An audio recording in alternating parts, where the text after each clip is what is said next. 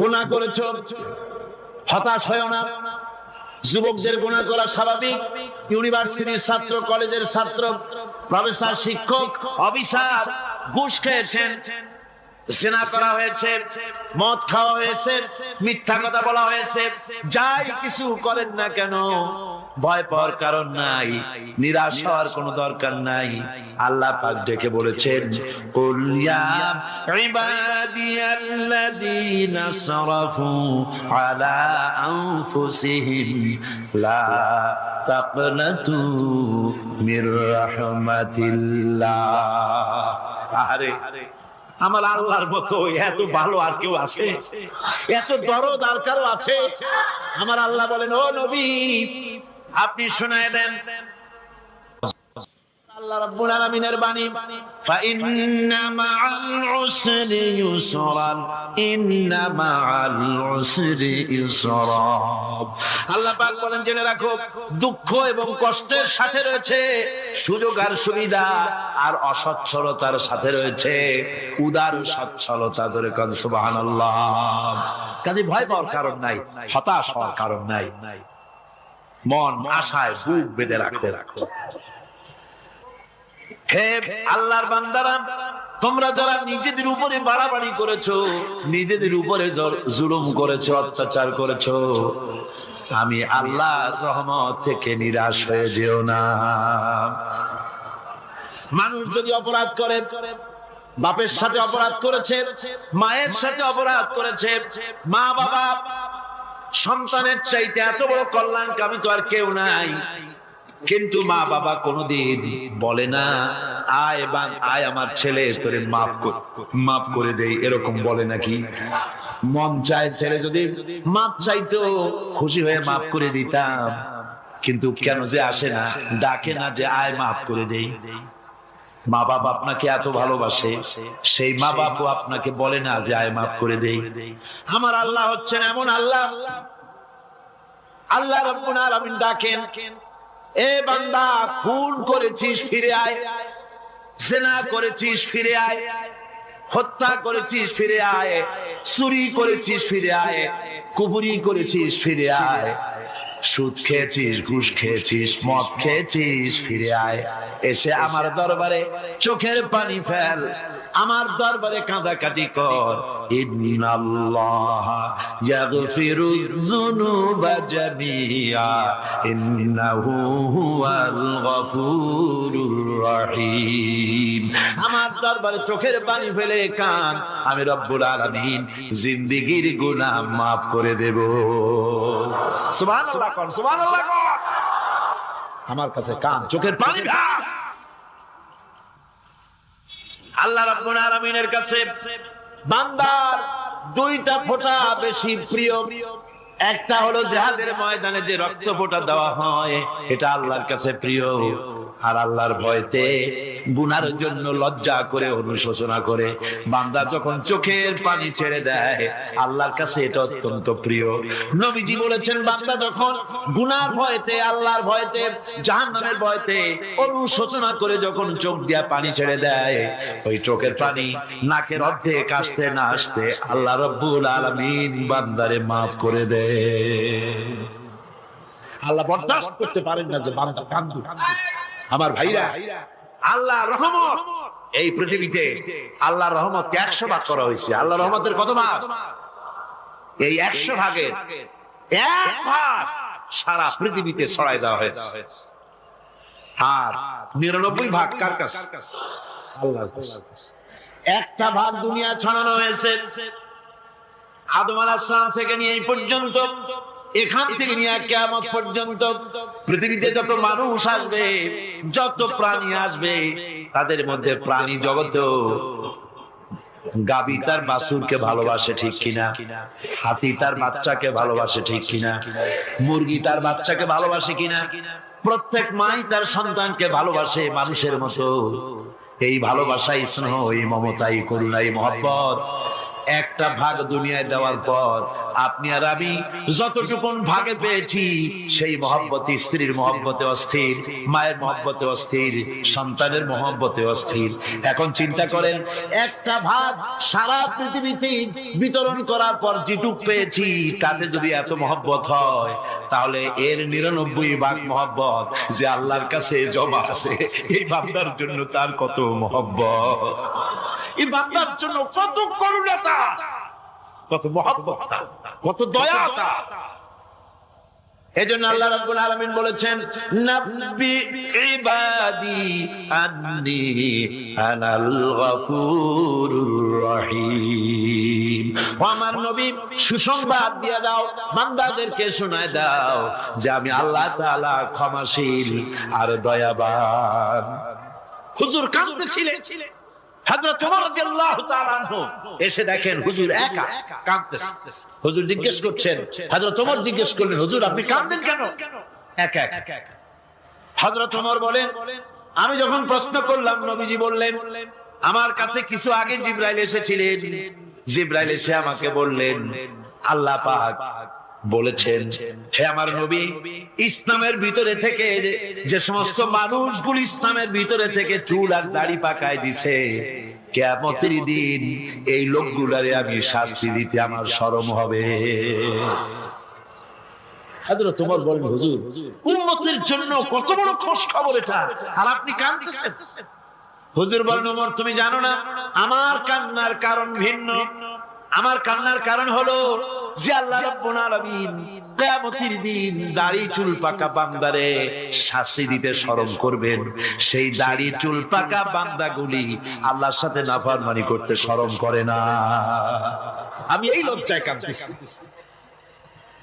ভাইরা, হুজুর আল্লাহ পাক বলেন, ও আমার নবী, রাতের আধারে যখন একটা বুড়া আমার দরবারে হাত উঁচু করে, একটা বুড়া মানুষ রাতের আধারে যখন আমার দরবারে হাত উঁচু করে আর যখন বলতে থাকে, রব্বুল আলামিন আমার পেছনের জীবনটা বড় খারাপ করেছি, এমন কোন কাজ জীবনে করি নাই যা তোমার কাছে কিছু দাবি করতে পারি, সব রকমের নাফরমানি করেছি, আজ আমি বুড়া হয়ে গেছি, কামাই করতে পারি না, ছেলে আমাকে চোখে দেখতে পারে না, পুত্রবধূ আমাকে ঘরে জায়গা দেয় না, আমার স্ত্রী আমাকে দেখতে পারে না, রোজগার করতে পারি না, হাঁটতে পারি না, চলতে পারি না, সবার কাছে আমি পিতা হয়ে গেছি, আমি দাঁড়াতে পারি না, কোমরে ব্যথা পাই, হাঁটুতে ব্যথা পাই, চলতে পারি না, কানে শুনতে পাই না, চোখে দেখতে পারি না, আর তোমার কাছে কিছু চাইয়া নেব এমন ভালো কাজও করি নাই।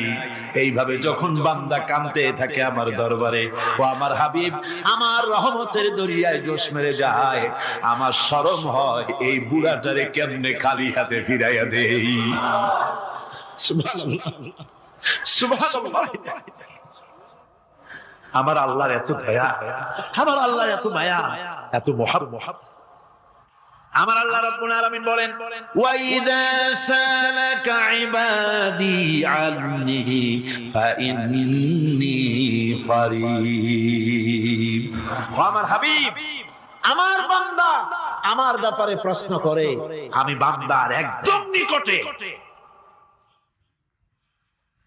কোরআন শরীফের ভিতরে যত জায়গায় রাসূলকে বলা হয়েছে সুয়ালের কথা, আপনাকে প্রশ্ন করা হয়, আল্লাহ তার জবাব কুল এই কথা বলে জবাব দিয়েছেন। যত জায়গায় সুয়াল এসেছে, যেমন কোরআনে কারীমের মধ্যে আল্লাহ পাক বলেন, ওয়া ইয়াসআলুনাকা আনিল মাহিদ, মেয়েদের হায়েজ সম্পর্কে জিজ্ঞাসা করা হয়, কুল হিয়া আযা, হে নবী আপনি বলুন। এভাবে করে কুল দিয়ে জবাব দেওয়া হচ্ছে। আবার প্রশ্ন করা হচ্ছে, ইয়াসআলুনাকা আনিল আনফাল, এই গনিমতের মাল সম্পর্কে হুজুর আপনাকে, হে নবী আপনাকে প্রশ্ন করা হয়। আল্লাহ কুল দিয়ে জবাব দিলেন, আল্লাহ বলেন আপনি বলেন। ওয়ায়াসআলুনাকা আনিল খামরি ওয়াল মাইসির, আল্লাহ পাক বলেন নবী আপনারে প্রশ্ন করা হয়, কুল ফীহিমা ইসমুন কাবীর, আল্লাহ কুল দিয়া বললেন তুমি বলো আবার বলা হলো ওয়ায়াসআলুনাকা আনিল আহিল্লা কুল হিয়া মাওয়াকিতু লিন্নাস। ও নবী, আপনাকে প্রশ্ন করা হয় চাঁদের ক্রমবর্ধমান এবং ক্রমহ্রাস, এই যে বাড়ে আর কমে, পূর্ণিমা হয় অমাবস্যা হয়, তুমি বলো। আবার বলা হলো ওয়ায়াসআলুনাকা আনিল আহিল্লা কুল হিয়া মাওয়াকিতু লিন্নাস। ও নবী, আপনাকে প্রশ্ন করা হয় চাঁদের ক্রমবর্ধমান এবং ক্রমহ্রাস, এই যে বাড়ে আর কমে, পূর্ণিমা হয় অমাবস্যা হয়, কেন হয়? আপনি বলুন কুল, আপনি বলেন এটা আমি অক্ত এবং সময়, বছর আর দিন গণনা করার জন্য পৃথিবীবাসীদের জন্য বিনা পয়সায় একটা ক্যালেন্ডার বানাইয়া আকাশে ঝুলাই রেখেছি। এভাবে যত জায়গায় এসেছে আপনাকে প্রশ্ন করা হয়, তত জায়গায় আল্লাহ জবাব দিয়েছেন কুল, আপনি বলেন। গোটা কোরআন শরীফের ভিতরে এই একটি মাত্র জায়গা যেখানে বলা হয়েছে আপনাকে প্রশ্ন করা হয়, আল্লাহ এখানে বলতে পারতেন কুল, আপনি বলেন, আল্লাহ তোমাদের নিকটবর্তী, এভাবে জবাব হয় না। এটা কায়দাটা হলো এই, আল্লাহ বলতেছেন ওয়াইজা সালাকা ইবাদি, ও আমার নবী, প্রশ্ন তো আমার বান্দারা আমার ব্যাপারে করেছে, এবার আপনার জবাবের কোনো দরকার নাই। প্রশ্ন আমার ব্যাপারে, আমি নিজে জবাব দিয়ে দেই, ফা ইন্নী কারীব। ও বান্দা, আমার ব্যাপারে প্রশ্ন করেছিস, জবাব আমি দেই, আমি তোর সবচাইতে বেশি নিকটে। সুবহানাল্লাহ। কত নিকটে? وَنَحْنُ أَقْرَبُ إِلَيْهِ مِنْ حَبْلِ الْوَرِيدِ। তোর যে রব, এই শাহরাদের চাইতেও আমি তোর বেশি কাছে। সুবহানাল্লাহ। আমারে ডাক, আমারে ডাক, কলিজা দিয়া ডাক, অন্তর দিয়া ডাক। মনের থেকে মানুষ যদি ডাকে, মুখের ডাক আর মনের ডাক এক জিনিস নয়। দিল সে जुबान निकलती है, असर रखती है, पर नहीं मगर ताकते परवाज रखती है। দিল থেকে যে কথা বেরোয় তা প্রভাব বিস্তার করে, ডানা নাই কিন্তু ওড়ার ক্ষমতা রাখে। মনের কথাই ভিন্ন। মন থেকে, দিল থেকে, কলিজা থেকে, অন্তরের গভীর কন্দর থেকে মুহাব্বতের সাথে কেউ যদি একবার বলে আল্লাহ, বলেন আল্লাহ, আল্লাহ, আল্লাহ, আল্লাহ রাব্বুল আলামিন বলেন, অন্তরের অন্তঃস্থল থেকে একটি বার যদি বান্দা বলেন আল্লাহ, আল্লাহ বলেন ৭০ বার সাড়া দিয়া জিজ্ঞেস করি, বান্দা কি চাও, আমি তোমার কাছে আছি। সুবহানাল্লাহ। আমি তোর একদম কাছে, কি চাস বল, বল। এমন দয়াবান, এমন মেহেরবান, এমন আল্লাহ আমাদের। সে আল্লাহ রাব্বুল আলামিন যিনি বলছেন وقال ربكم ادعوني استجب لكم। তোমাদের রব বলেছেন আমারে ডাকো, আমি আল্লাহ ডাকের সাড়া দিয়া দেব। সুবহানাল্লাহ। কারে ডাকতে হবে?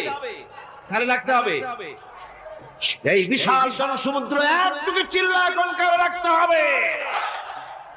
কোন পীর সাহেবকে নয়, আল্লাহর কসম কোন খাজা বাবাকে নয়, ডাকতে হবে কারে? চিল্লায় কোন কারে? وقال ربكم ادعوني। তোমার রব তোমাকে বলতেছে আমারে ডাকো, আস্তাজিব লাকুম, আমারে ডাকবে আমি সাড়া দিয়ে দেব। সুবহানাল্লাহ। আল্লাহকে ডাকেন, কি চাই আপনার বলেন, কি চাই? আল্লাহর কাছে চান, আল্লাহ দিয়ে দিবেন। যাওয়ার জায়গা আল্লাহর কাছে চাইবেন, আল্লাহ দিবেন। দেওয়ার জায়গা, চাওয়ার জায়গা হলো সেজদায় পড়ে যাবেন। আমার ভাইয়েরা, জায়গাটা চিনায় দিলাম। মাজারে যাওয়া লাগবে না, কবরে যাওয়া লাগবে না। 2 রাকাত নামাজ পড়ে সেজদায় পড়ে গিয়া যত বিপদ আছে, মুসিবত আছে, সেজদার মধ্যে চোখের পানি ছেড়ে দেন আর কেন্দে কেন্দে জীবনের কথা বলেন। আল্লাহ রাব্বুল আলামিন আপনার আওয়াজ শুনবেন আর দোয়া কবুল করে নিবেন। কাঁদতে হবে আল্লাহর কাছে। কার কাছে? আল্লাহ।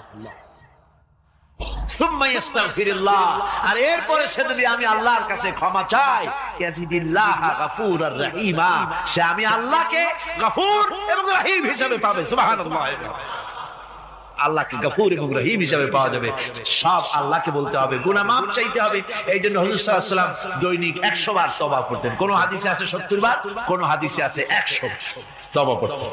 নামাজের পরে তো প্রত্যেক নামাজই পড়তেন হুজুর, সালাম ফিরাতেন আর সাথে সাথে বলতেন আল্লাহু আকবার, আস্তাগফিরুল্লাহ, আস্তাগফিরুল্লাহ, আস্তাগফিরুল্লাহ। মনে থাকবে আপনাদের? মনে থাকবে? সালাম ফিরাইয়া কি বলবেন? না, সালাম ফিরাবার সাথে সাথে বলবেন আল্লাহু আকবার, তারপরে পড়বেন আস্তাগফিরুল্লাহ, আস্তাগফিরুল্লাহ, আস্তাগফিরুল্লাহ। তওবা করবেন, আল্লাহর কাছে সব সময় গুনাহ মাফ চাইতে থাকবেন, বিনীত থাকবেন। আল্লাহকে পাওয়া যাবে, তাকে রহিম হিসেবে পাওয়া যাবে। সুতরাং চুলও নাড়াতে পারবে না। আলহামদুলিল্লাহ। সারা পৃথিবী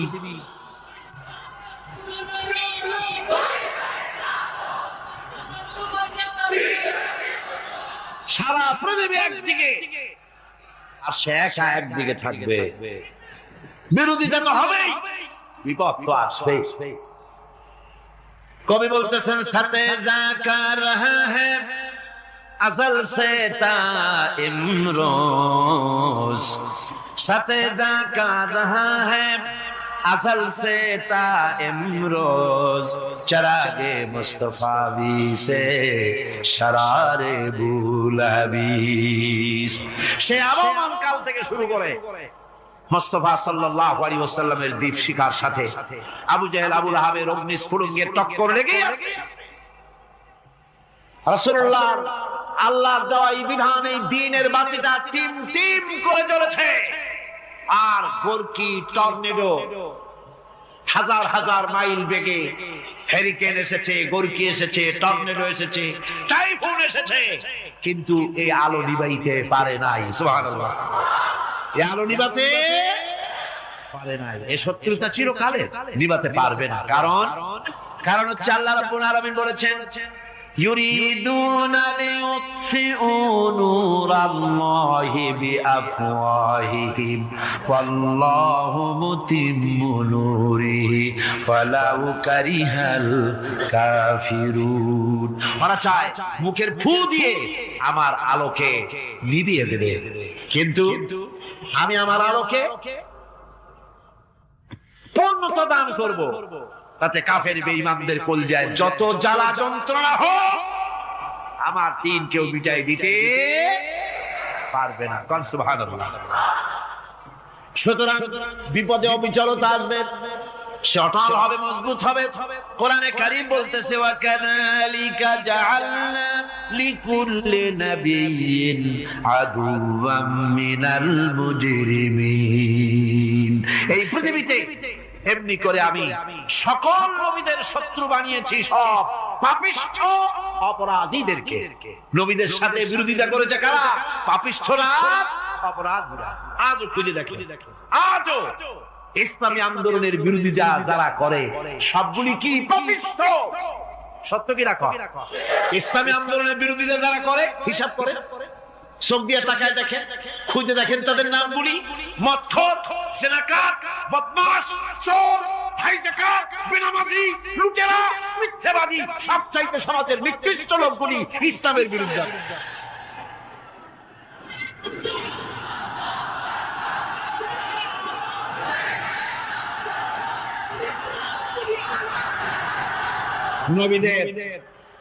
নবীদের শত্রু আল্লাহ বলেন সব যুগে নবীদের সাথে শত্রুতা করেছে পাপিষ্ঠরা। আল্লাহর কথা, কার কথা? সকল যুগে নবীদের সাথে শত্রুতা করেছে পাপিষ্ঠরা, নিকৃষ্ট ধরনের অপরাধীরা। সুতরাং নবী রাসূলদের অবস্থা যখন এই, তখন দ্বীনের দাওয়াত যারাই দেবে তাদের কিসমত এরকম হবেই। এই বাধার মোকাবেলা তাদেরও করতে হবে। এই যে বাধাটা আসে, এই যে মারে, অপরাধ কি? এই যে তারা চোর বা ডাকাত যাদের মারা হয়, আল্লাহ রাব্বুল আলামিন বলেন অপরাধ হলো ওয়া মা নাকামু মিনহুম ইল্লা আইয়ুমিনু বিল্লাহিল আজিজিল হামিদ। অপরাধ হচ্ছে ঈমানদার লোকদের উপরে নির্যাতন চালিয়েছে অন্য কোনো কারণে নয়, কারণ একটাই, তারা আল্লাহর জমিনে আল্লাহর দ্বীন প্রতিষ্ঠা করতে চেয়েছে, আর কোনো অপরাধ না। জমিন আল্লাহর, জমিন কার? এই বিশাল জনসমুদ্র গর্জে উঠুন একযোগে বলুন জমিন কার? আইন চলবে কার? এখানেই সংঘর্ষ বেঁধেছে আবহমান কাল ধরে। মানুষ অত্যাচারিত হয়েছে, সাহাবায়ে কেরাম অত্যাচারিত হয়েছেন। বুখারী শরীফের হাদিসে এসেছে রাসূল করিম সাল্লাল্লাহু আলাইহি ওয়াসাল্লামের কাছে হযরতে খাব্বাব গিয়ে উপস্থিত হয়েছিলেন। হযরতে খাব্বাব বলেন, হাদিসটা এভাবে লেখা হয়েছে বুখারীতে, ওয়ান খাব্বাব বিন আরিদ রাদিয়াল্লাহু তাআলা আনহু قال شكونا إلى رسول الله صلى الله عليه وسلم وهو متوسد بردة له في ظل الكعبة। রাসূলুল্লাহর কাছে গেলাম, কাবা শরীফের কাছে গিয়া দেখি নবীজি একটা চাদর গায়ে দিয়ে তিনি আরাম ফরমাচ্ছিলেন কাবা শরীফের ছায়ায়। সেখানে গিয়ে বললাম, আলা তাস্তানসিরু লানা আলা তাদউ লানা ইয়া রাসূলুল্লাহ, হে আল্লাহর রাসূল, আপনি কি আমাদের জন্য আল্লাহর কাছে দোয়া চাইবেন না? আপনি কি আল্লাহর কাছে আমাদের জন্য সাহায্য চাইবেন না? আমাদের লোকগুলিকে, মুসলমানগুলিকে মারতে মারতে তো শেষ করে ফেলে দিল। তারা আমাদের সুমাইয়াকে মারলো, আমাদের খাব্বাবকে উটের সাথে পায়ের দড়ি লাগায় টানলো, আমাদের খোবায়েবকে তারা আগুনের উপরে চিৎ করে শোয়ায় রাখলো, না খায় রাখতেছে, মারতেছে, কষ্টে তো শেষ হয়ে গেলাম। হুজুর, আপনি কি আমাদের জন্য দোয়া করবেন না? হাদিস শরীফে এসেছে নবীজি উঠে বসলেন সোজা হয়ে। নবীজি বলেন, ও আমার সাহাবী, ও খাব্বাব, শোনো, তোমাদের আগে এই পৃথিবীতে যারা দ্বীনের দাওয়াত দিতে এসেছিলেন তাদেরকে সমকালীন রাষ্ট্র শক্তি, সমাজ শক্তি তাদেরকে ধরতো। ফায়ুখাজুর রাজুলু, তাদেরকে তারা ধরতো। ফায়ুফারু লাহু ফিল আরদ, আর তার জন্য জমিনের ভিতরে কবর বানাইতো। ওই কবরে ফায়ুজালু ফিহা, ওই কবরের ভিতরে তাকে কোমর পর্যন্ত গেড়ে দিত। সুম্মা ইউতা বিল মানশার, এরপরে করাত আনতো। ফায়ুদাউ আলা রাসিহি, এরপরে ওই করাত তার মাথার উপরে রাখতো। ফায়ুজালু নিসফাইন, এরপরে করাত দিয়া চিরে জীবিত মানুষটারে দ্বিখণ্ডিত করে ফেলে দিত। মা ইয়াসুদ্দুহু যালিকা আন দীনিহি, ও আমার খাব্বাব, এত কষ্ট দেওয়ার পরেও সেই যুগের কোন মুসলমানকে, দ্বীনের দায়ীদেরকে আল্লাহর দ্বীন থেকে এক চুলো তারা সরাই দিতে পারে নাই, এক চুলো সরাতে পারে নাই। ওয়াল্লাহি, ও খাব্বাব, আমি আমার আল্লাহর নামে কসম করে বলছি, লা ইউতাম্মান্নাল্লাহু হাযাল আমরা হাত্তা ইয়াসিরা আর-রাকিবু মিন সানা ইলা হাযরামাউত। আমি কসম করে বলি, আল্লাহ রাব্বুল আলামিনের এই সানা থেকে হাযরামাউত পর্যন্ত লোকেরা যাতায়াত করবে, সুন্দরী রমণীরা গমন করবে, সদাগরেরা যাতায়াত করবে, টাকা নিয়া পয়সা নিয়া যাতায়াত করবে। তাদের মনের মধ্যে লুটের ভয়, টাকার ভয়, চুরির ভয়, ডাকাতির ভয়, জেনার ভয়, হত্যার ভয়, ধর্ষণের ভয়, কোনো ভয় থাকবে না। লা ইয়াখাফু ইল্লাল্লাহ, আল্লাহ ছাড়া কোনো ভয় থাকবে না। এমন একটা সমাজ, এমন একটা সময় আসবে, ওয়ালাকিন্নাকুম তাস্তাজিলুন, অথচ খুব তাড়াহুড়ো তোমরা করতেছো। তাড়াহুড়ো করো না, সময় আসবে ইনশাআল্লাহ। আমার ভাইয়েরা, আমার বন্ধুগণ, কঠিন বিপদে অবিচলতা এবং ধৈর্যের দৃষ্টান্ত রেখে গেছেন আম্বিয়া আলাইহিমুস সালাম। সুবহানাল্লাহ। কঠিন বিপদে অবিচলতা, দৃঢ়তা, ধৈর্য কারে বলে, তার দৃষ্টান্ত কারা রেখেছেন? আম্বিয়া আলাইহিমুস সালাম। ওনারাই আমাদের আদর্শ, নবীরাই আদর্শ। সাহাবায়ে কেরাম রিদওয়ানুল্লাহি তাআলা আলাইহিম আজমাইন আমাদের আদর্শ। ভাইরা আমার, মুসা আলাইহিস সালামকে ফিরাউন যখন ঘিরে ফেলে দিল, কোরআনের সব কথা গল্প গুজবার ইতিহাসের জন্য লেখা হয় নাই। কোরআনের মধ্যে যা লেখা হয়েছে সব বান্দাদের উপদেশের জন্য, যাতে করে লোকেরা চিরটা কাল এর থেকে উপদেশ নিয়ে নিজেদের তৈরি করতে পারে। জোরে বলেন সুবহানাল্লাহ।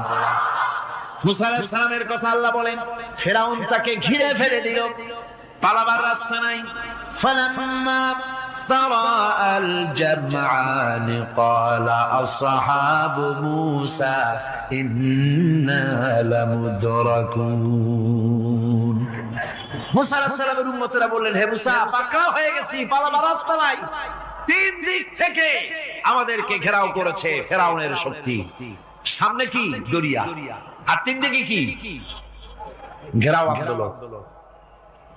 পালাবার পথ নাই, পালাবার পথ নাই। সারাশি আক্রমণ, ঘেরাও আন্দোলন।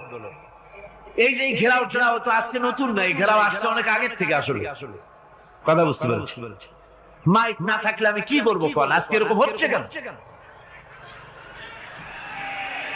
আগামীকাল ঠিক হবে ইনশাআল্লাহ, রাগ করেন। গান হচ্ছে, বসেন বসেন।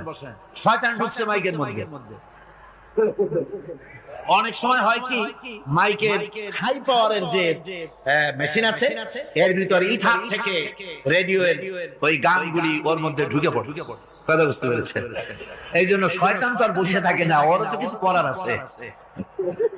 ধৈর্য ধরেন, ধৈর্য ধরেন। কালকে অপারেটরদেরকে মাওলানা শামসুদ্দিন সাহেবের কাছে অনুরোধ করব, অপারেটর একটু ভালো করে হেদায়েত করে দেবেন মাইকে। আজকে আমার নিজেরও কষ্ট হচ্ছে, আমিও বুঝতে পারছি না যে আমার কথাগুলি কি আওয়াজে বেরোচ্ছে, যার জন্য আমাকে বেশি চিল্লাইতে হচ্ছে। বক্তাকে কি লাউডে তার কথা বেরোচ্ছে তা তার কানে আসতে হয়, তাহলে বোঝা যায় যে আমার কথাগুলি কিভাবে বেরোচ্ছে। এটা এই অবস্থায় সিচুয়েশন আজকে নাই, এবং লোকেরাও মাইকের ব্যাপারে আজকে অভিযোগ করেছে, যা বিগত 16 বছরে করে নাই। সেটের ব্যাপারে কোথাও কোনো অসুবিধা হয়েছে? মাইকটা ভালো, এবং মাইক যারা দেন প্রতি বছর খেদমত করে, আল্লাহ তাদের প্রতি রহম করুন। সবাই বলেন আমিন। এদেরকে রাগ করে পথে পাই আবার মারধর করেন না। সিলেটের যে তাফসীর মাহফিল হয়, বিগত 19 বছর তাফসীর করেছি একটানা, এবার 20 বছর পুরো হবে ইনশাআল্লাহ। সিলেটে একটানা 20 বছর তাফসীর করতেছি সেখানে। তো মাইক, একটা লোক বিনা পয়সা মাইক দেয়, মাইকের ভাড়া নেয় না। তাফসীরের মাহফিলের মাইকের ভাড়া নেন। সে বছর এরশাদ সরকার আমাকে প্লেন থেকে নামতে দিল না, আপনাদের মনে আছে? সিলেট থেকে ফিরাই দিল। এই খবরটা মাইকম্যান যখন শুনেছে যে আমাকে নামতে দেয় নাই, ফিরাই দেওয়া হয়েছে, সাথে সাথে স্ট্রোক করেছে, হার্ট ফেল করে দুনিয়া থেকে বিদায় হয়ে গেছে। সিলেটে তাফসীর হতে পারবে না, এই কথাটা বরদাস্ত করতে পারে না। আমি কেঁদেছি আর দোয়া করেছি, আল্লাহ, কোরআনের মহব্বতে লোকটার এই অবস্থা হলো, তোমার জান্নাত তুমি দয়া করে তাকে দান করে দিও। কাজে কোনো ব্যবসায়ী চায় না যে তার ব্যবসাটা খারাপ হোক, লোকেরা মন্দ বলুক। এই মাইকের ব্যাপারে আপনারা আজকে রাগারাগি করেন না, যা হয়েছে কালকে ভালো হবে ইনশাআল্লাহ। সবাই বলেন ইনশাআল্লাহ। এখন চলেন আমরা ফেরাউনের অবস্থা দেখি গিয়া কি করতেছে ফেরাউন। মুসা আলাইহিস সালামকে ঘেরাও করে ফেলেছে, পালাবার উপায় নাই। একদিকে দরিয়া, তিন দিকে ফেরাউনের শক্তি। এই যে ঘেরাও টেরাও মানে নতুন তো না, ধর্মঘট নতুন না, এ পুরানা জিনিস। এই পৃথিবীতে সর্বপ্রথম ধর্মঘট কিসের উপরে হয়েছে জানেন? এই পৃথিবীর প্রথম ধর্মঘট হয়েছে পেঁয়াজ, রসুন আর ডাইলের উপরে। মুসা আলাইহিস সালামের জামানায় লান নাসবিরা আলা তাআমিন ওয়াহিদ, আমরা এক রকমের খাদ্য আর খাবো না, আমাদের পেঁয়াজ দেওয়া লাগবে, ডাল দেওয়া লাগবে, রসুন দেওয়া লাগবে। সর্বপ্রথম ধর্মঘট হয় মুসা আলাইহিস সালামের জামানায়, সেখান থেকে শুরু হয়েছে। কিন্তু মশাল মিছিল যে আসলো কই থেকে, এইটা আমি খুঁজে পাই। পরে প্রত্যেকটা জিনিসের ইতিহাস আছে, আমি খুঁজতে খুঁজতে পেলাম। আমি জানি না এর ইতিহাস মূলে কোথায়, কিন্তু আমি যতদূর খুঁজে পাইছি সেটা হলো মশাল মিছিলের আবিষ্কার হয়েছে লঙ্কায় রাবণের সময়। হনুমানের লেজে আগুন দিয়া তারপরে লঙ্কা কাণ্ড ঘষালো, নামই আছে লঙ্কা কাণ্ড। হনুমানেরা লেজে আগুন দিয়ে রাবণ যে লঙ্কায় মশাল মিছিল করেছিল হনুমানদের দিয়া, ওই হনুমানের ওই সিস্টেমটা এখন আমাদের দেশে চালু আছে। এইটা আসলে কোন ভদ্র লোকের এই মিছিল হওয়া উচিত না। আগুন নিয়ে কিসের মিছিল? আগুন হলো জাহান্নামের প্রতীক। আগুন কিসের প্রতীক? জাহান্নামের প্রতীক। যদি আমাদের উপকার লাগে কাজে। সুতরাং আমরা যা করব প্রত্যেকটা জিনিসের পেছনে সুন্নতে নববীর কোনো না কিছু থাকতে হবে। কথা বুঝতে পেরেছেন? তিন দিক থেকে ঘেরাও হয়ে গেছে, পালাবার কোনো রাস্তা। হযরতে মুসা আলাইহিস সালামের কাছে উম্মতেরা বললেন, পালাবার তো কোনো পথ নাই, এখন উপায়টা কি? আমাদের তো আর উপায় নাই। মুসা আলাইহিস সালাম দেখেন বিপদে পড়ে গেছেন, কিন্তু ধৈর্য হারান নাই, ভয় পান নাই। ভয় পাইছিলেন? ভয় পেয়েছে? প্রশ্নই ওঠে না। মুসা আলাইহিস সালাম আল্লাহ পাক যাদেরকে বলেছেন উলুল আযম রাসূল, যাদের বলেছেন তার মধ্যে হযরত মুসা একজন উলুল আযম পয়গম্বর। চারটিখানি কথা না, আল্লাহ কথা বলছেন তার সাথে, কালিমুল্লাহ তিনি। সুবহানাল্লাহ। মুসা আলাইহিস সালাম শোনালেন, কাল্লা ইন্না মাইয়া রাব্বি সায়াহদিন। কখনো নয়, আমার উম্মতেরা ভয় পেও না, আমার রব অবশ্যই আমাকে পথ দেখাবে। সুবহানাল্লাহ। তিন দিক থেকে শত্রু, একদিকে দরিয়া, পালাবার কোন রাস্তা নাই। সেখানে দৃঢ়তার সাথে তিনি বলছেন, অবশ্যই আমার আল্লাহ আমারে পথ দেখাবে। সুবহানাল্লাহ। নবীরা এই দৃঢ়তা দেখিয়েছেন, অবিচলতা দেখিয়েছেন। আল্লাহ পাক মুসা আলাইহিস সালাম যখন এই দৃঢ়তা দেখালেন, এই অবিচলতা দেখালেন, সঙ্গে সঙ্গে জিবরাইল এসে হাজির হয়ে গেলেন।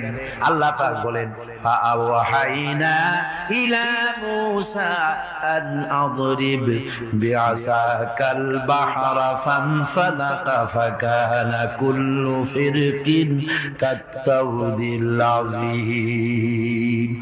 মুসা আলাইহিস সালামকে আমি ওহী নাযিল করলাম, তাকে বললাম হাতে যে লাঠি আছে, এই লাঠি দিয়ে আঘাত করো দরিয়ার উপরে। দরিয়ার উপরে আঘাত করলেন, একটা রাস্তা হয় নাই, 12টা রাস্তা তৈরি হয়ে গেল। আর দেওয়ালগুলা পাহাড়ের মতো উঁচা হয়ে গেল। দরিয়ার ভিতরে পাহাড়ের মতো উঁচা মজবুত 12টা রাস্তা।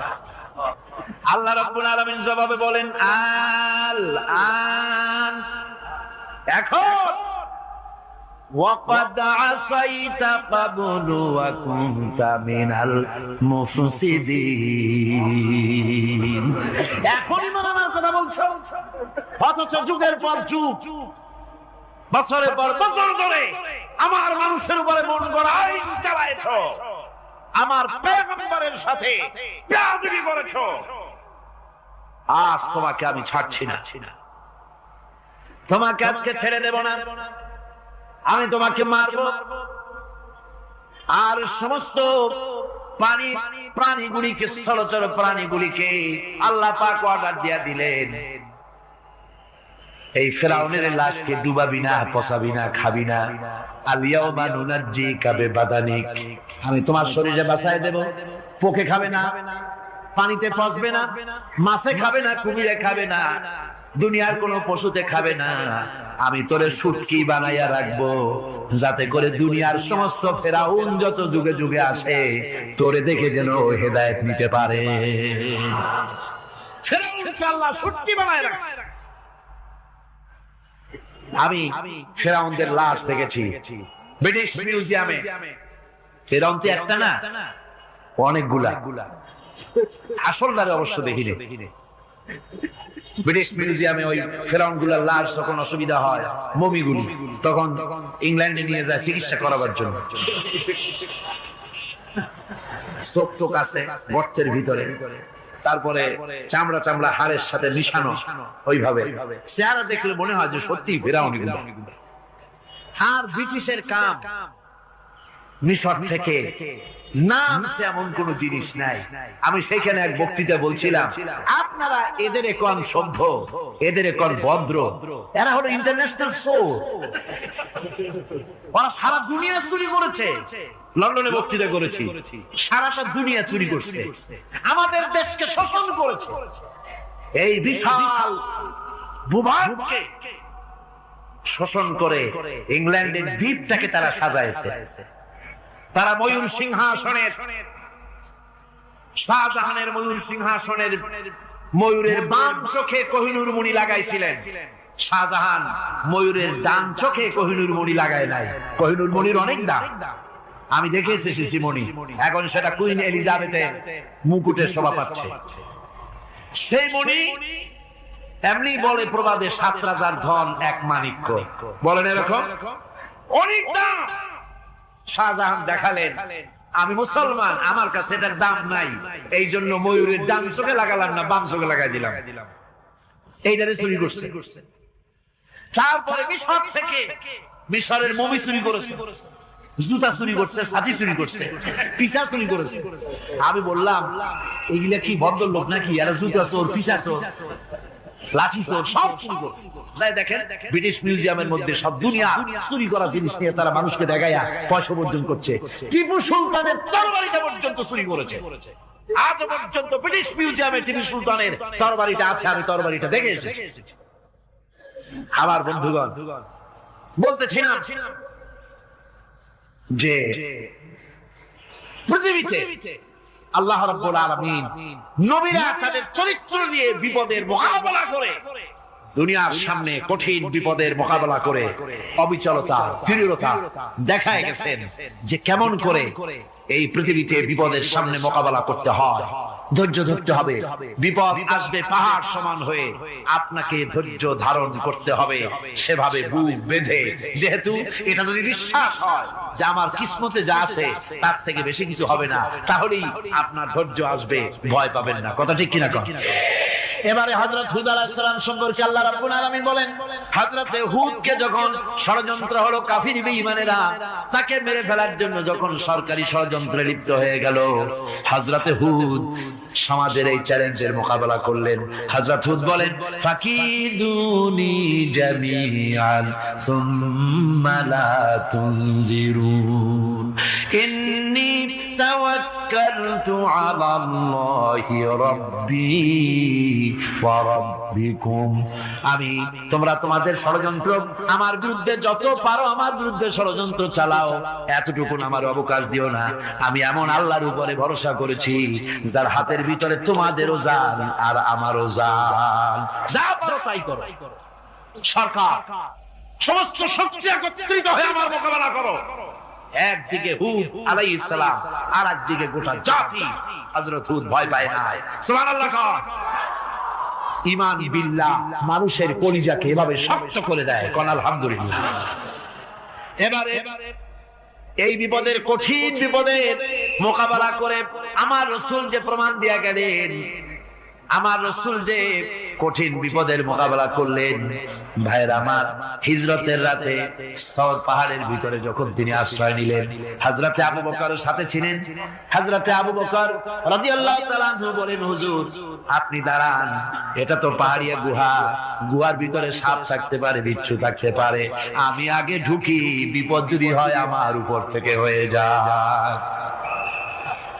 গুহার ভিতরে নেমে গুহা সাফ করলেন। এরপরে হুজুরকে ডাকলেন, হুজুর তাশরীফ নিলেন গুহার ভিতরে। এরপরে হুজুর বললেন, আবু বকর পাহাড়ে হেঁটে হেঁটে 2-3টা পাহাড় পাড়ি দিয়া যাওয়া লাগে সুর পাহাড়ে। মদিনার সোজা রাস্তা হুজুর ধরেন নাই, মেসফালার পথ দিয়া, জাবালে কেদোয়ার উপর দিয়া 3টা পাহাড় পাড়ি দিয়া তারপরে হুজুর গেলেন সুর পাহাড়ে। গুহার ভিতরে হুজুর তাশরীফ নিলেন।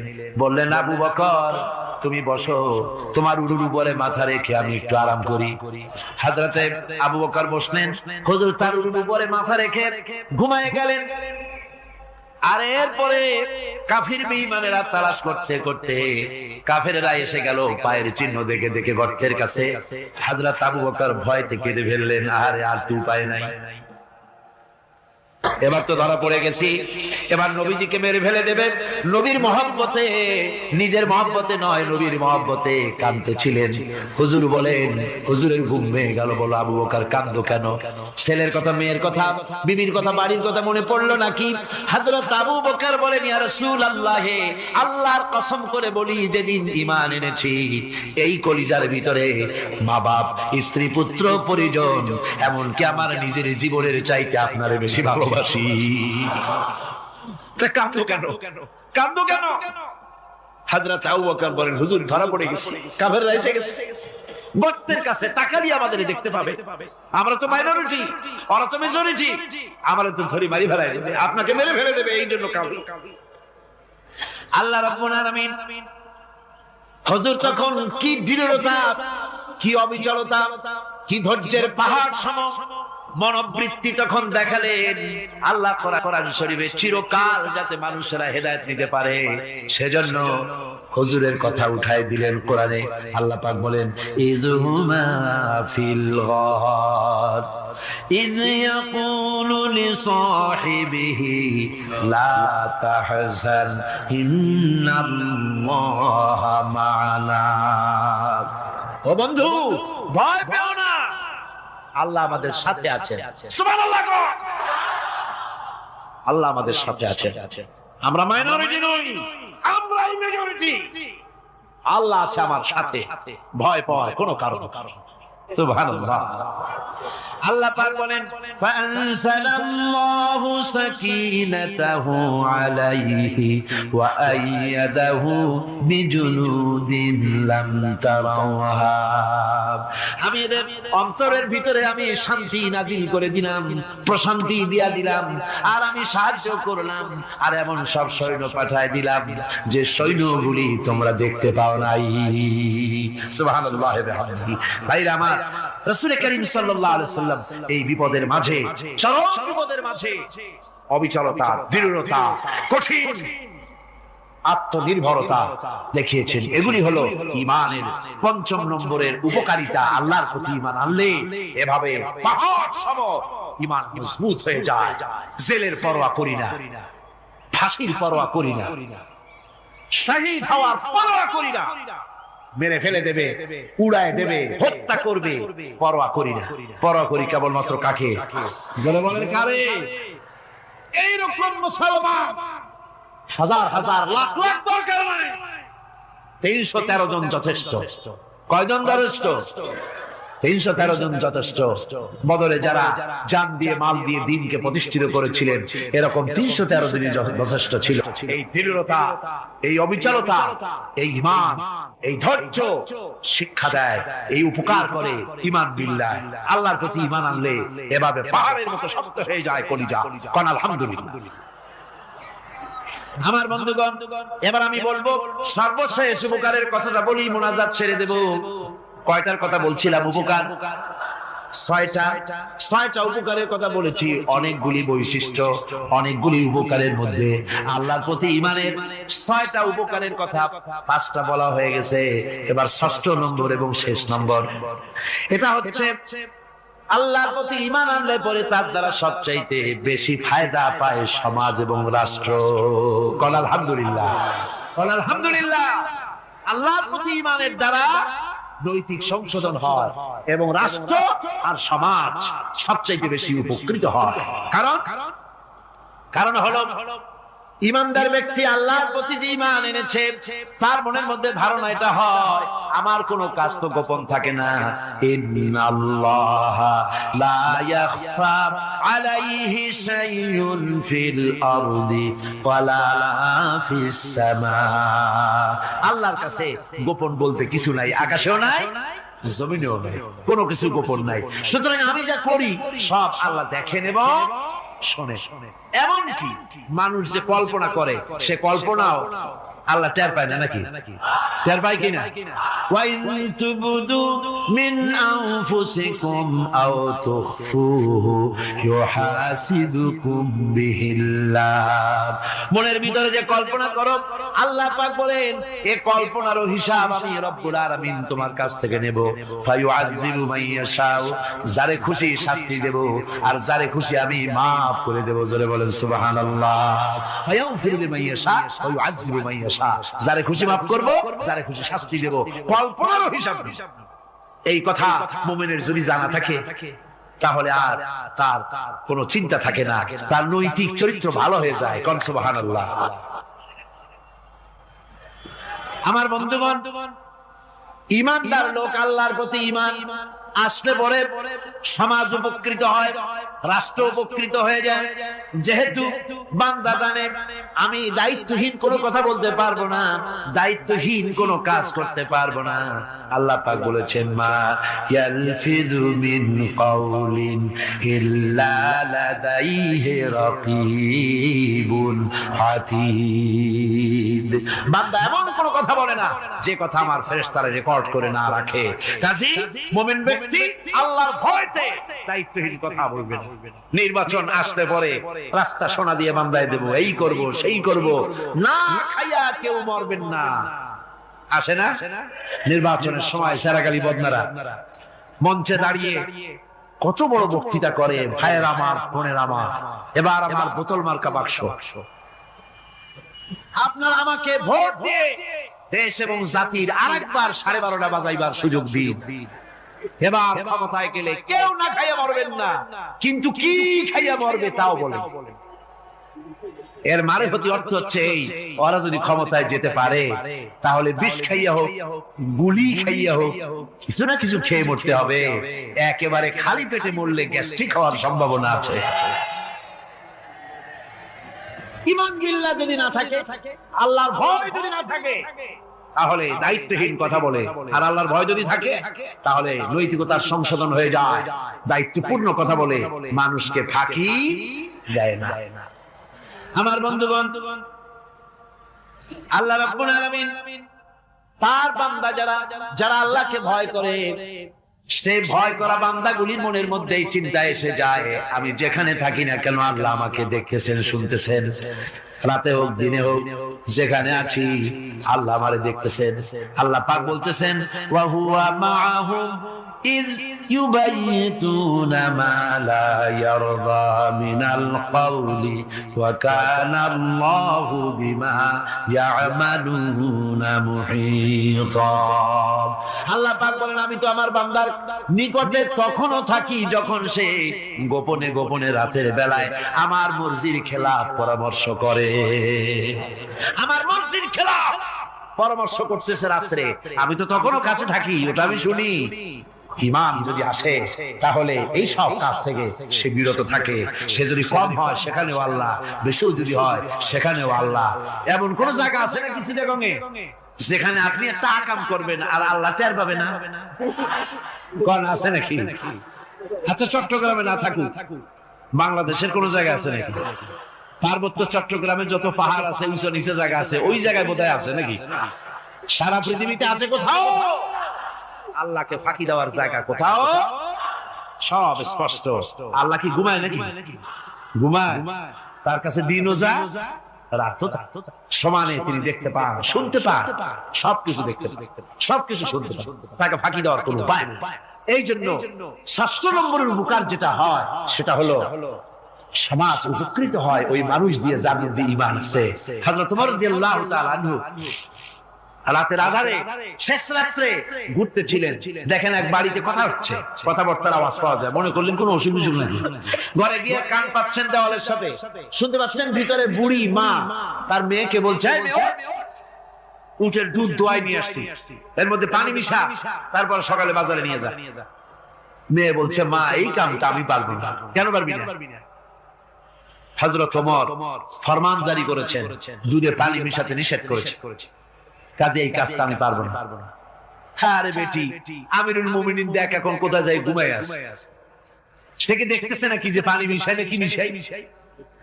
মেয়ে বলতেছে মা আমিরুল মুমিনিনকে ফাঁকি দেওয়া যেতে পারে, তার পুলিশ বাহিনীকে ফাঁকি দেওয়া যেতে পারে, কিন্তু আল্লাহ রাব্বুল আলামিনের চোখকে ফাঁকি দেওয়া যাবে না। হযরত ওমর এই কথা শুনে বাড়ি চলে গেলেন আর নিজের ছেলেকে ডেকে বললেন, ছেলে আমার অমুক জায়গায় একটা বাড়ি আছে, সেখানে একটা যুবতী মেয়ে আছে, ওই মেয়েটার বিয়ে হয়েছে কিনা শোনো, যদি বিবাহ না হয়ে থাকে তুমি তোমার নিজের বিয়ের প্রস্তাব দাও। আমিরুল মুমিনিন এই মেয়েটা সুন্দরী কেমন, স্বাস্থ্য কেমন কিছুই দেখলেন না, দেখলেন তাকওয়া। কি দেখলেন? আল্লাহর ভয়। আল্লাহর ভয় যখন একটা জাতির মধ্যে আসে পুলিশ লাগে না, পুলিশের কাজ কমে যায়।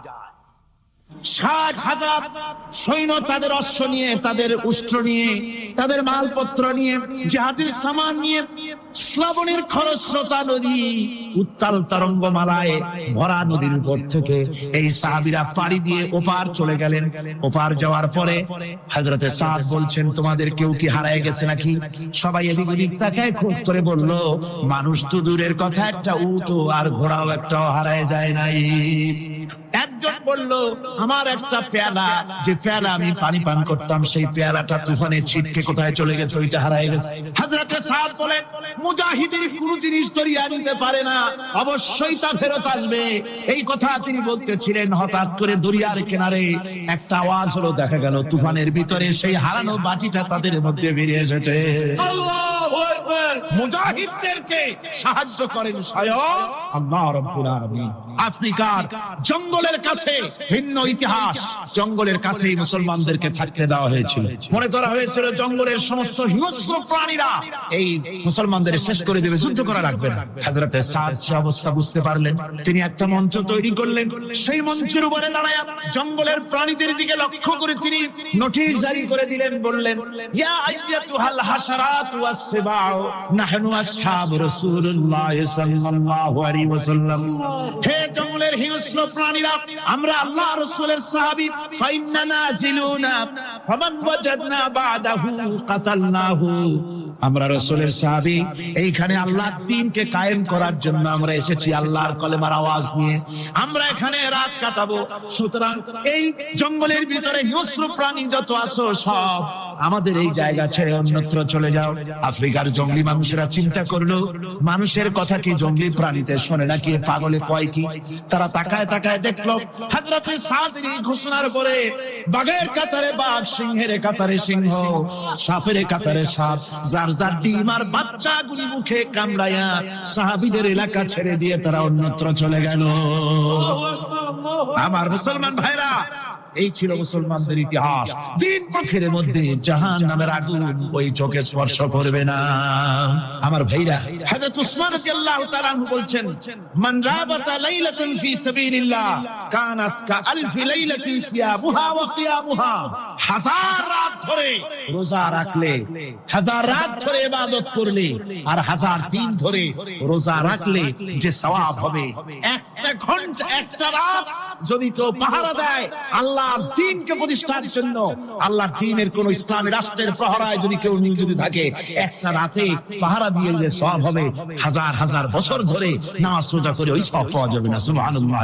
অর্থাৎ হাজার বছর ধরে নামাজ রোজা করার মতোই সওয়াব পাহারা দেওয়া আল্লাহর দ্বীনের, ইসলামের রাষ্ট্র। বন্ধুগণ, রাসূল পাক সাল্লাল্লাহু আলাইহি ওয়াসাল্লাম তিনি বলেছেন, কিয়ামতের দিন জাহান্নামের আগুন আর জিহাদের ময়দানের ধুলি, এই দুটি একসঙ্গে কোন মানুষের পেটের মধ্যে প্রবেশ করবে না। রাসূল পাক সাল্লাল্লাহু আলাইহি ওয়াসাল্লামের একটি হাদিস যা মিশকাত শরীফের মধ্যে বর্ণিত আছে। মিশকাত শরীফের সম্ভবত 336 পৃষ্ঠায় এই হাদিসটি বর্ণনা করা হয়েছে যে হযরত ইবনে আইস রাদিয়াল্লাহু তাআলা আনহু হচ্ছেন এই হাদিসের রাবী। তিনি বলছেন, একবার হুজুর সাল্লাল্লাহু আলাইহি ওয়াসাল্লাম এক ব্যক্তির জানাজায় গিয়ে উপস্থিত হলেন। হযরত ওমর রাদিয়াল্লাহু তাআলা আনহু তখন হুজুরকে বললেন, হে রাসূল, আপনি এই লোকটার জানাজা পড়বেন? এই লোক তো ইসলামের এই ক্ষতি করেছে, সেই ক্ষতি করেছে, অমুক করেছে, এই লোকটার আপনি জানাজা পড়বেন? হুজুর তখন উপস্থিত লোকদের জিজ্ঞেস করলেন, হাজিরিন, তোমরা কি কেউ এই লোকটাকে কোন ইসলামের ভালো কাজ করতে দেখেছো? একজন লোক দাঁড়িয়ে গেলেন, তিনি বললেন, হে আল্লাহর নবী, আমি দেখেছি একটা মুজাহিদ বাহিনী জিহাদ করে ফিরতেছিল, তো এক জায়গায় তারা ডেরা গাড়লো, শিবির স্থাপন করলো, রাত কাটাবে বলে। আমি দেখেছি এই লোকটি সারা রাত সেই মুজাহিদদেরকে, সাহাবীদেরকে সারা রাত জেগে জেগে পাহারা দিয়েছে। আল্লাহর নবী জানাজার ইমামতি করলেন, আর এরপরে তাকে কবরের মধ্যে মাদফুন করে দিয়ে নবীজি তার কবরের পাশে দাঁড়িয়ে বললেন, ইন্না আসহাবাকা ইয়াযুন্নুনা আন্নাকা মিন আহলিন নার ওয়া আনা আশহাদু আন্নাকা মিন আহলিল জান্নাহ। নবীজি বলছেন, ও কবরবাসী, তোমার সাথীরা মনে করে তুমি জাহান্নামী, আর আমি নবী মুহাম্মদ সাল্লাল্লাহু আলাইহি ওয়াসাল্লাম সাক্ষী দিচ্ছি তুমি বেশক আল্লাহর বেহেশতি। তুমি অবশ্যই আল্লাহর জান্নাতে যাবে। এরপর হযরত ওমরের দিকে ফিরে রাসূলুল্লাহ বললেন, ওমর, মানুষের শুধু বাহ্য দৃশ্যটাই দেখো না, তার অন্তরের জাযবাটাকেও কদর করো। সুবহানাল্লাহ। এই জিহাদের ময়দানে যারা কাজ করে, জান দেয়, মাল দেয়, আল্লাহ পাক তাদের উপরে রহম করে। এই জিহাদ হচ্ছে এক অগ্নি পরীক্ষা। এই জিহাদটা কি? অগ্নি পরীক্ষা। এমনি এমনি বেহেশতে যাওয়া যাবে না ভাই। আল্লাহ রাব্বুল আলামিন কোরআনে কারীমের মধ্যে বলেছেন, আহাসিবান নাসু আইয়ুতরাকু আইয়াকুলু আমান্না ওয়া হুম লা ইফতানুন। লোকেরা কি ভেবেছে নাকি যে ঈমান এনেছে এই কথাটা বললেই আমি বেহেশত দিয়ে মুমিন বলে সার্টিফাই করব? না, যখনই তারা বলবে আমি মুমিন, আমি তখন তাকে অবশ্যই পরীক্ষা করব। এই পরীক্ষায় তাকে পাস করতে হবে। কোরআনে কারীমে আল্লাহ রাব্বুল আলামিন অনেক জায়গায় এই কথাগুলি বলেছেন। এমনি এমনি ছেড়ে দেওয়া হবে না। আমি অতীতের লোকদেরকেও পরীক্ষা করেছি, তোমাদেরকেও পরীক্ষা করব। পরীক্ষা না দিয়ে কেউ তোমরা বেহেশতে যেতে পারবে না। এই জমিনে তোমাদের আগুনের পরীক্ষা দিতে হবে। পয়গম্বরেরা কষ্ট করেছেন, সাহাবায়ে কেরাম কষ্ট করেছেন। আল্লাহ রাব্বুল আলামিন তিনি বলছেন, আম হাসিবতুম আন তাদখুলুল জান্নাতা ওয়া লাম্মা ইয়াতিকুম মাসালুল লাযীনা খালাউ মিন ক্বাবলিকুম মাসাতুহুমুল বাসাউ ওয়াদ-দাররাউ ওয়া যুলজিলু হাত্তা ইয়াকুলার রাসূলু ওয়াল্লাযীনা মা'হু মাতা নাসরুল্লাহ আলা ইন্না নাসরাল্লাহি করিব। আল্লাহ রাব্বুল আলামিন বলেন, তোমরা কি মনে করেছো যে তোমরা বেহেশতে প্রবেশ করবে, অথচ তোমাদের পূর্বে যারা এই পৃথিবীতে এসেছিল তাদেরকে আমি যেমন পরীক্ষা করেছি ওরকম পরীক্ষা এখনো তোমাদের উপরে আসে নাই, ওরকম বিপদও আসে নাই, মুসিবতও আসে নাই।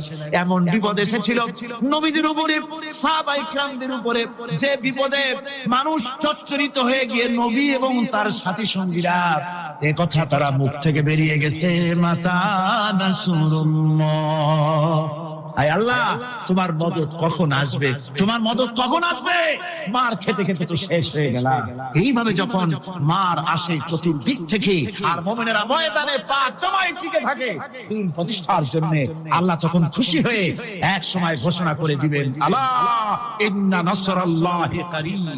আর দেরি নাই, আমার মদদ, আমার সাহায্য তোমাদের জন্য অবধারিত। সুবহানাল্লাহ। আমার ভাইরা, বিষয়টা সহজ নয়। শুধু দুইটা সেজদা দিয়া, শুধু তাহাজ্জুদের কিছু নামাজ পড়িয়া আল্লাহর জান্নাতে যাওয়া এত সহজ নয়। রাস্তা খুব কঠিন। রাস্তা খুব, ये शहादत है उल्फत में कदम रखना, ये शहादत है उल्फत में कदम रखना, लोग समझते हैं आसान है मुसलमान होना। এটা হলো শাহাদাতের উত্তপ্ত ময়দানে পা রাখা। লোকেরা মনে করে ইসলাম গ্রহণ করা, মুসলমান হওয়া বুঝি বড় সহজ ব্যাপার। এত সহজ না। আমরা হানফি মাসলাকের লোক, ইমাম আবু হানিফার মাসলাক অনুযায়ী চলি। আমরা মনে করি দেশ তেমনি যাব, কিন্তু আমাদের ইমাম সাহেব কি করছেন ওই ইতিহাস আমাদের জানান। খাজা বাবার মহব্বতে অস্থির। রজব মাস আসলে পরে বড় বড় ডেক্সি চড়ায়, সেই ডেক্সির উপরে লাল শালু বিছায়, তারপরে টাকা পয়সা রোজগার বহুত করে। আসলে তো খাজা না, আসলে হচ্ছে ইয়া খাজা কুস্তু আজা, পেট তো ভরে যায়। পেট ভরার জন্য পয়সা করে ইনকাম করা। হাজার লা ইলাহা ইল্লাল্লাহ এই চিশতিয়া তরিকার জিকির গ্রহণ করা হয়, কিন্তু চিশতিয়া তরিকা যে আরেকটা আছে, কারাগার পর্বতে পৃথিবীরাজের সঙ্গে লড়াই করা, সেইটার কাছে নেই আমরা। সেটা ইমাম আবু হানিফা শুধু মাসলাই বলেন নাই, দ্বীন প্রতিষ্ঠার জন্য রক্ত দিয়েছে। ঠিক কি? 8টি বছর পর্যন্ত কারারুদ্ধ ছিলেন। তাকে জিজ্ঞেস করা হয়েছে, ইমাম সাহেব জেলের মধ্যে তো আছেন, কষ্ট হয়? ইমাম সাহেব বলেছেন, না কষ্ট হয়, তবে মাঝে মাঝে একটু কষ্ট হয় মনে। 2-4 মাস পর পর আমার বুড়ি মাকে এনে হাজির করা হয় জেলখানার মধ্যে, আর আমার মায়ের সামনে আমাকে পেটানো হয়, যেন মা আমাকে বলে যে এদের সাথে একমত হয়ে যা, সেই জন্য পেটানো হয়। আমার মা আমার মায়ের দেখে, আর মায়ের চোখ থেকে পানি পড়তে থাকে। তখন আমার মনে বড় কষ্ট লাগে। তবে আলহামদুলিল্লাহ, মা আমার এমন, আমার মা দেখেন আর হজম করেন। সর্বশেষ যে ব্যক্তি জাহান্নাম থেকে মুক্তি লাভ করবে, তাকে আল্লাহ পাক বলবেন, ফেরেশতাদেরকে বলবেন, ও আমার ফেরেশতারা, আমার এই বান্দাকে জান্নাত এবং জাহান্নামের মাঝখানে রেখে দাও। জান্নাত এবং জাহান্নামের মাঝখানে লোকটি যখন থাকার জায়গা পাবে, সে জান্নাতের দিকে তাকায়া দেখবে আর কাঁদতে থাকবে। আল্লাহ পাক জিজ্ঞেস করবেন, বান্দারে, যুগের পর যুগ ধরে জাহান্নামে কেঁদেছো, আমি রব্বুল আলামিন জাহান্নাম মাফ করে দিয়া জান্নাত জাহান্নামের মাঝখানে রেখে দিয়েছি, আযাব থেকে তো বেঁচে গেছো, এখন কান্দো কেন? লোকটি বলবে, রব্বুল আলামিন কান্দি এই কারণে, জাহান্নাম থেকে মাফ করেছো, তোমার শুকরিয়া আদায় করি। জান্নাত তো আমার কপালে নাই, কিসমতে নাই, কিন্তু জান্নাত আমি এখান থেকে দেখতে পাচ্ছি, জান্নাতের সুঘ্রাণ আমার নাকে আসতেছে, কপালে নাই যাওয়ার। আমি কাঁদি এই জন্য, তুমি যদি মেহেরবানি করে আমাকে জান্নাতের দরজার কাছে একটু দাঁড় করায় দিতা, প্রাণ ভরে তোমার জান্নাতের দৃশ্যটা একটু দেখতা। আল্লাহ পাক তার আরজি পূরণ করবেন, বলবেন যাও, ফেরেশতাদের বলবেন এর জান্নাতের দরজার কাছে দাঁড় করায় দাও। জান্নাতের দরজার কাছে দাঁড়িয়ে লোকটি আবার কান্না শুরু করবে। আল্লাহ পাক প্রশ্ন করবেন, এবার কান্দো কেন? লোকটি বলবে, রব্বুল আলামিন কান্দি এই কারণে, জান্নাতের এই দরজায় দাঁড়াইয়া জান্নাতের অফুরন্ত নেয়ামত কিছুই ভালো করে দেখা যায় না, শুধু অল্প জায়গা দেখি। যদি তুমি আমারে দয়া করে জান্নাতের মাঝখানে দাঁড় করায় দিতা, চতুর্দিকে তাকায়া তাকায়া দেখা কলিজারে ঠান্ডা বানাইতাম। তবে আমি ওয়াদা করি, জান্নাতের কোন নাজ নেয়ামত, কোন ফল আমি খাবো না, ধরবো না, সইব না। একটুখানি মেহেরবানি করে মাঝখানে দাঁড় করায় দাও, জান্নারে ঠান্ডা করি। আল্লাহ রাব্বুল আলামিন ফেরেশতাদের বলবেন, আমার এই বান্দারে জান্নাতের মাঝখানে দাঁড় করায় দে। আল্লাহর নবী বলেন, জান্নাতের মাঝখানে দাঁড়িয়ে লোকটি আগের চাইতে আরো জোরে চিৎকার মেরে কাঁদতে থাকবে। আল্লাহ পাক বলবেন, বান্দারে কি হলো তো? দরজার কাছে আসতে চাইছিলে, আইনা দিলাম। আবার এবার মাঝখানে আসতে চাইছো, তাও এনে দিয়েছি, আবার কান্দো কেন? লোকটি বলবে, রব্বুল আলামিন এবার কান্দি এই জন্যে, তুমি যখন দয়া করে একটিবার জান্নাতের মাঝখানে এনে আমাকে দাঁড় করায় দিয়েছো, তুমি রহমান রহিম গফুরুর রহিম, এই জান্নাত থেকে আবার আর বাইর করে দিও না। আল্লাহ রাব্বুল আলামিন বলবেন, ও আমার বান্দারে, আমার এই জান্নাত তোর খুব পছন্দ হয়েছে নাকি? লোকটি বলবে, রব্বুল আলামিন কলিজা ঠান্ডা হয়ে গেছে, ভাবতেও পারি না এই জান্নাত এত সুন্দর। আল্লাহ পাক বলবেন, বান্দারে, এরকম একটি নয়, দুইটা নয়, তোর জন্য আমি 10টা জান্নাত এরকম রিজার্ভ করে রাখছি। সুবহানাল্লাহ। আল্লাহ পাককে ভয় করে পৃথিবীর সমস্ত পাপ থেকে যারা নিজেকে রক্ষা করবে, আল্লাহ তাদের জন্য এই জান্নাত রেখে দিয়েছেন। সুবহানাল্লাহ। সেই জান্নাতের রিসিপশন আপনারা আন্দাজ করতে পারবেন না, রিসিপশন কারে কয়? কি এর প্রধানমন্ত্রী আর প্রেসিডেন্ট, 4-5টা পুলিশ আর আর্মি আসে একটা ছট করে সেলুট মারলো, বাস শেষ হয়ে গেল, এরকম না। জান্নাতীদেরকে রিসিপশন দেওয়া হবে। জান্নাতীরা যখন আল্লাহর হুকুমে জান্নাতের দিকে যেতে লাগবে, আর যখন জান্নাতের কাছে চলে যাবে, আল্লাহ রাব্বুল আলামিন শোনায় দিচ্ছেন, হাত্তা ইযা জাউহা ফুতিহাত আবওয়াবুহা ওয়া ক্বালা লাহুম খাযানাতুহা সালামুন আলাইকুম তিবতুম ফাদখুলুহা খালিদিন। সুবহানাল্লাহ। জান্নাতীরা যখন জান্নাতে প্রবেশ করার দরজার মুখোমুখি হবে, তার রক্ষীগণ তখন বলবে, সালামুন আলাইকুম, আল্লাহর শান্তি তোমাদের উপরে বর্ষিত হোক। সুবহানাল্লাহ। দুনিয়ার টাটকা সুখগুলি 2 পা দিয়ে ঠেলে দিয়েছো, টাটকা সুখগুলি গ্রহণ করো নাই, হারাম খাও নাই, আল্লাহর দ্বীন কায়েমের জন্য রক্ত দিয়েছো, জীবন দিয়েছো, কষ্ট করেছো, আল্লাহকে ভয় করেছো। আমাদের সালাম গ্রহণ করো, জান্নাতের মধ্যে ঢুকে যাও চিরকালের জন্য। সুবহানাল্লাহ। আর বাইর হওয়া লাগবে না, চিরকাল এই জান্নাতের মধ্যে তোমরা বসবাস করতে পারবে। আল্লাহ রাব্বুল আলামিনের ফেরেশতারা বলে দিবে। জান্নাতের মধ্যে আল্লাহ পাক হুরদের সঙ্গে জান্নাতীদের বিয়ের ব্যবস্থা করে দিবেন। কোরআনে কারিমে আল্লাহ পাক বলেন, মুত্তাকিইনা আলা সুরুদিন মাসফুফাতিন ওয়া যাওয়াজনাহুম বিহুরিন ঈন।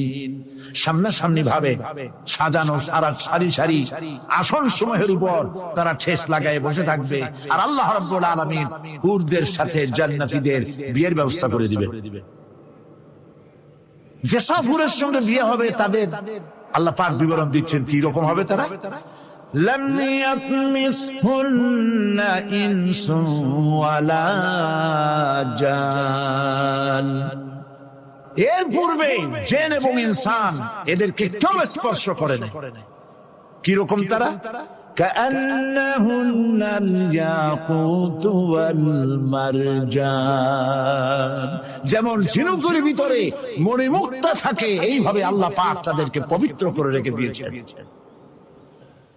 আমার প্রিয় ভাইরা, আল্লাহ রাব্বুল আলামিন কোরআনে কারীমের ভিতরে বলেছেন, ফাবিআইয়ি আলা'i রাব্বিকুমা তুকাযযিবান। জান্নাত দান করেন আল্লাহ পাক এবার জান্নাতীদেরকে সম্বোধন করে বলবেন, ইয়া ইবাদি লা খাউফুন আলাইকুমুল ইয়াওমা ওয়ালা আনতুম তাহজানুন। হে আমার বান্দারা, লা খাউফুন আলাইকুমুল ইয়াওম, আজ আর কোনো ভয় নাই। সুবহানাল্লাহ, সুবহানাল্লাহ।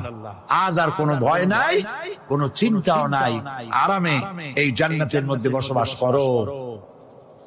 এরপরে আল্লাহ পাক জিজ্ঞেস করবেন, ও আমার জান্নাতীরা, আমি যেসব ওয়াদা করছিলাম আমার ওয়াদা মোতাবেক সমস্ত নিয়ামত পেয়েছো? তারা বলবে, হ্যাঁ পেয়েছি, সব নিয়ামত আপনার ওয়াদা মোতাবেক সব পেয়েছি। আল্লাহ রাব্বুল আলামিন বলবেন, সব পাও নাই, ওয়ালাদাইনা মাজিদ, আমার কাছে আরো বেশি আছে। সুবহানাল্লাহ, আমার কাছে আরো বেশি আছে। জান্নাতীরা বুঝবে না সে আরো বেশিটা কি, এর থেকে আর বেশি কি।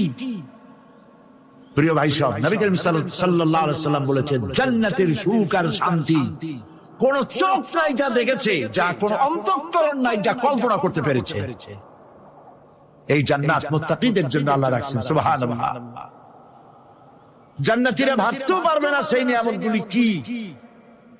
প্রিয় ভাই সব, সেই মুহূর্তে আল্লাহর নবী মুহাম্মদ রাসূলুল্লাহ সাল্লাল্লাহু আলাইহি ওয়াসাল্লাম বলবেন, রব্বুল আলামিন, আমার উম্মতেরা জান্নাতীরা বুঝতে পারে নাই আপনার কাছে কি নিয়ামত আরো বেশি আছে। আমার এই উম্মতেরা জান্নাতীরা আপনার ওয়াদা মোতাবেক সব পেয়েছে, কিন্তু একটি জিনিস এখনো তাদের কিসমতে হয় নাই। সেই জিনিসটা হলো, যারা তার রবকে না দেখে শুধু কোরআন আর হাদিসের কথা শুনে আরবের ঘুম হারাম করে তাহাজ্জুদের নামাজ আদায় করেছিল, চোখের পানি ফেলেছিল, যারা জান্নাত দেখে নাই, জাহান্নাম দেখে নাই, আপনাকে ভয় করে যারা জীবন পরিচালনা করেছিল, যারা আপনাকে দেখে নাই, না দেখে শুধু কোরআন হাদিস বিশ্বাস করে যারা অকাতরে নিজেদের জীবন বিলায় দিয়েছিল, এই জান্নাতীরা এখন পর্যন্ত তার রবকে দেখতে পারে নাই। আল্লাহ রাব্বুল আলামিন তার সামনে থেকে ৭০,০০০ পর্দা সরে যাবে। আল্লাহ পাক বান্দাদের আরজি পুরা করার জন্য জান্নাতীদের সামনে তিনি জালোয়া আফরোজ হবে। কোরআন শরীফের ভিতরে আল্লাহ পাক বলেন, জান্নাতীরা তারা আল্লাহর দিকে, জান্নাতীরা তার রবের দিকে তাকিয়ে থাকবে, আর রব তার বান্দাদের দিকে তাকায়া থাকবে। প্রাণ ভরে জান্নাতীরা রবকে দেখবে, সুবহানাল্লাহ, আল্লাহ পাককে দেখবে। প্রাণ খুলে আজ দোয়া করি, রব্বুল আলামিন জান্নাতের যেই পরিবেশে, যেই জায়গায় তুমি দয়া করে তোমার গোলামদেরকে তুমি নিজেই দর্শন দিবে, দেখা দিবে। মনিব গো, ও আমাদের রব, আজ এই বিশাল জনসমুদ্র নিয়ে তোমার দরবারে আবেগ ভরা কণ্ঠে বলি, যেই অনুষ্ঠানটি তুমি এমন মুবারক অনুষ্ঠান করবে যেখানে তুমি জান্নাতীদেরকে দেখা দিবে, ওই জান্নাতের কোনো একটি, ওই অনুষ্ঠানের কোনো একটি কোনায় কানায় আমাদেরকেও দাঁড় করাইয়া দেখান তো।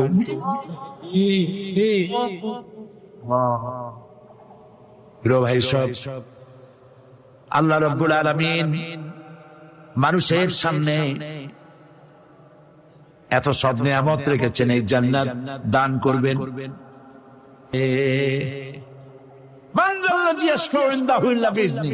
আল্লাহর অর্ডার ছাড়া, হুকুম ছাড়া আল্লাহর সামনে কথা বলা সেদিন কেউ থাকবে না। সুবহানাল্লাহ। কেউ কথা বলতে পারবে না। সুপারিশ করতে হবে, আল্লাহ যারে বলেন তুমি করো, অমুকের জন্য করো, সেই ব্যক্তি শুধু তার জন্যই করতে পারবে, আর কেউ কথা বলতে পারবে না। সেই কঠিন হাসরের ময়দান,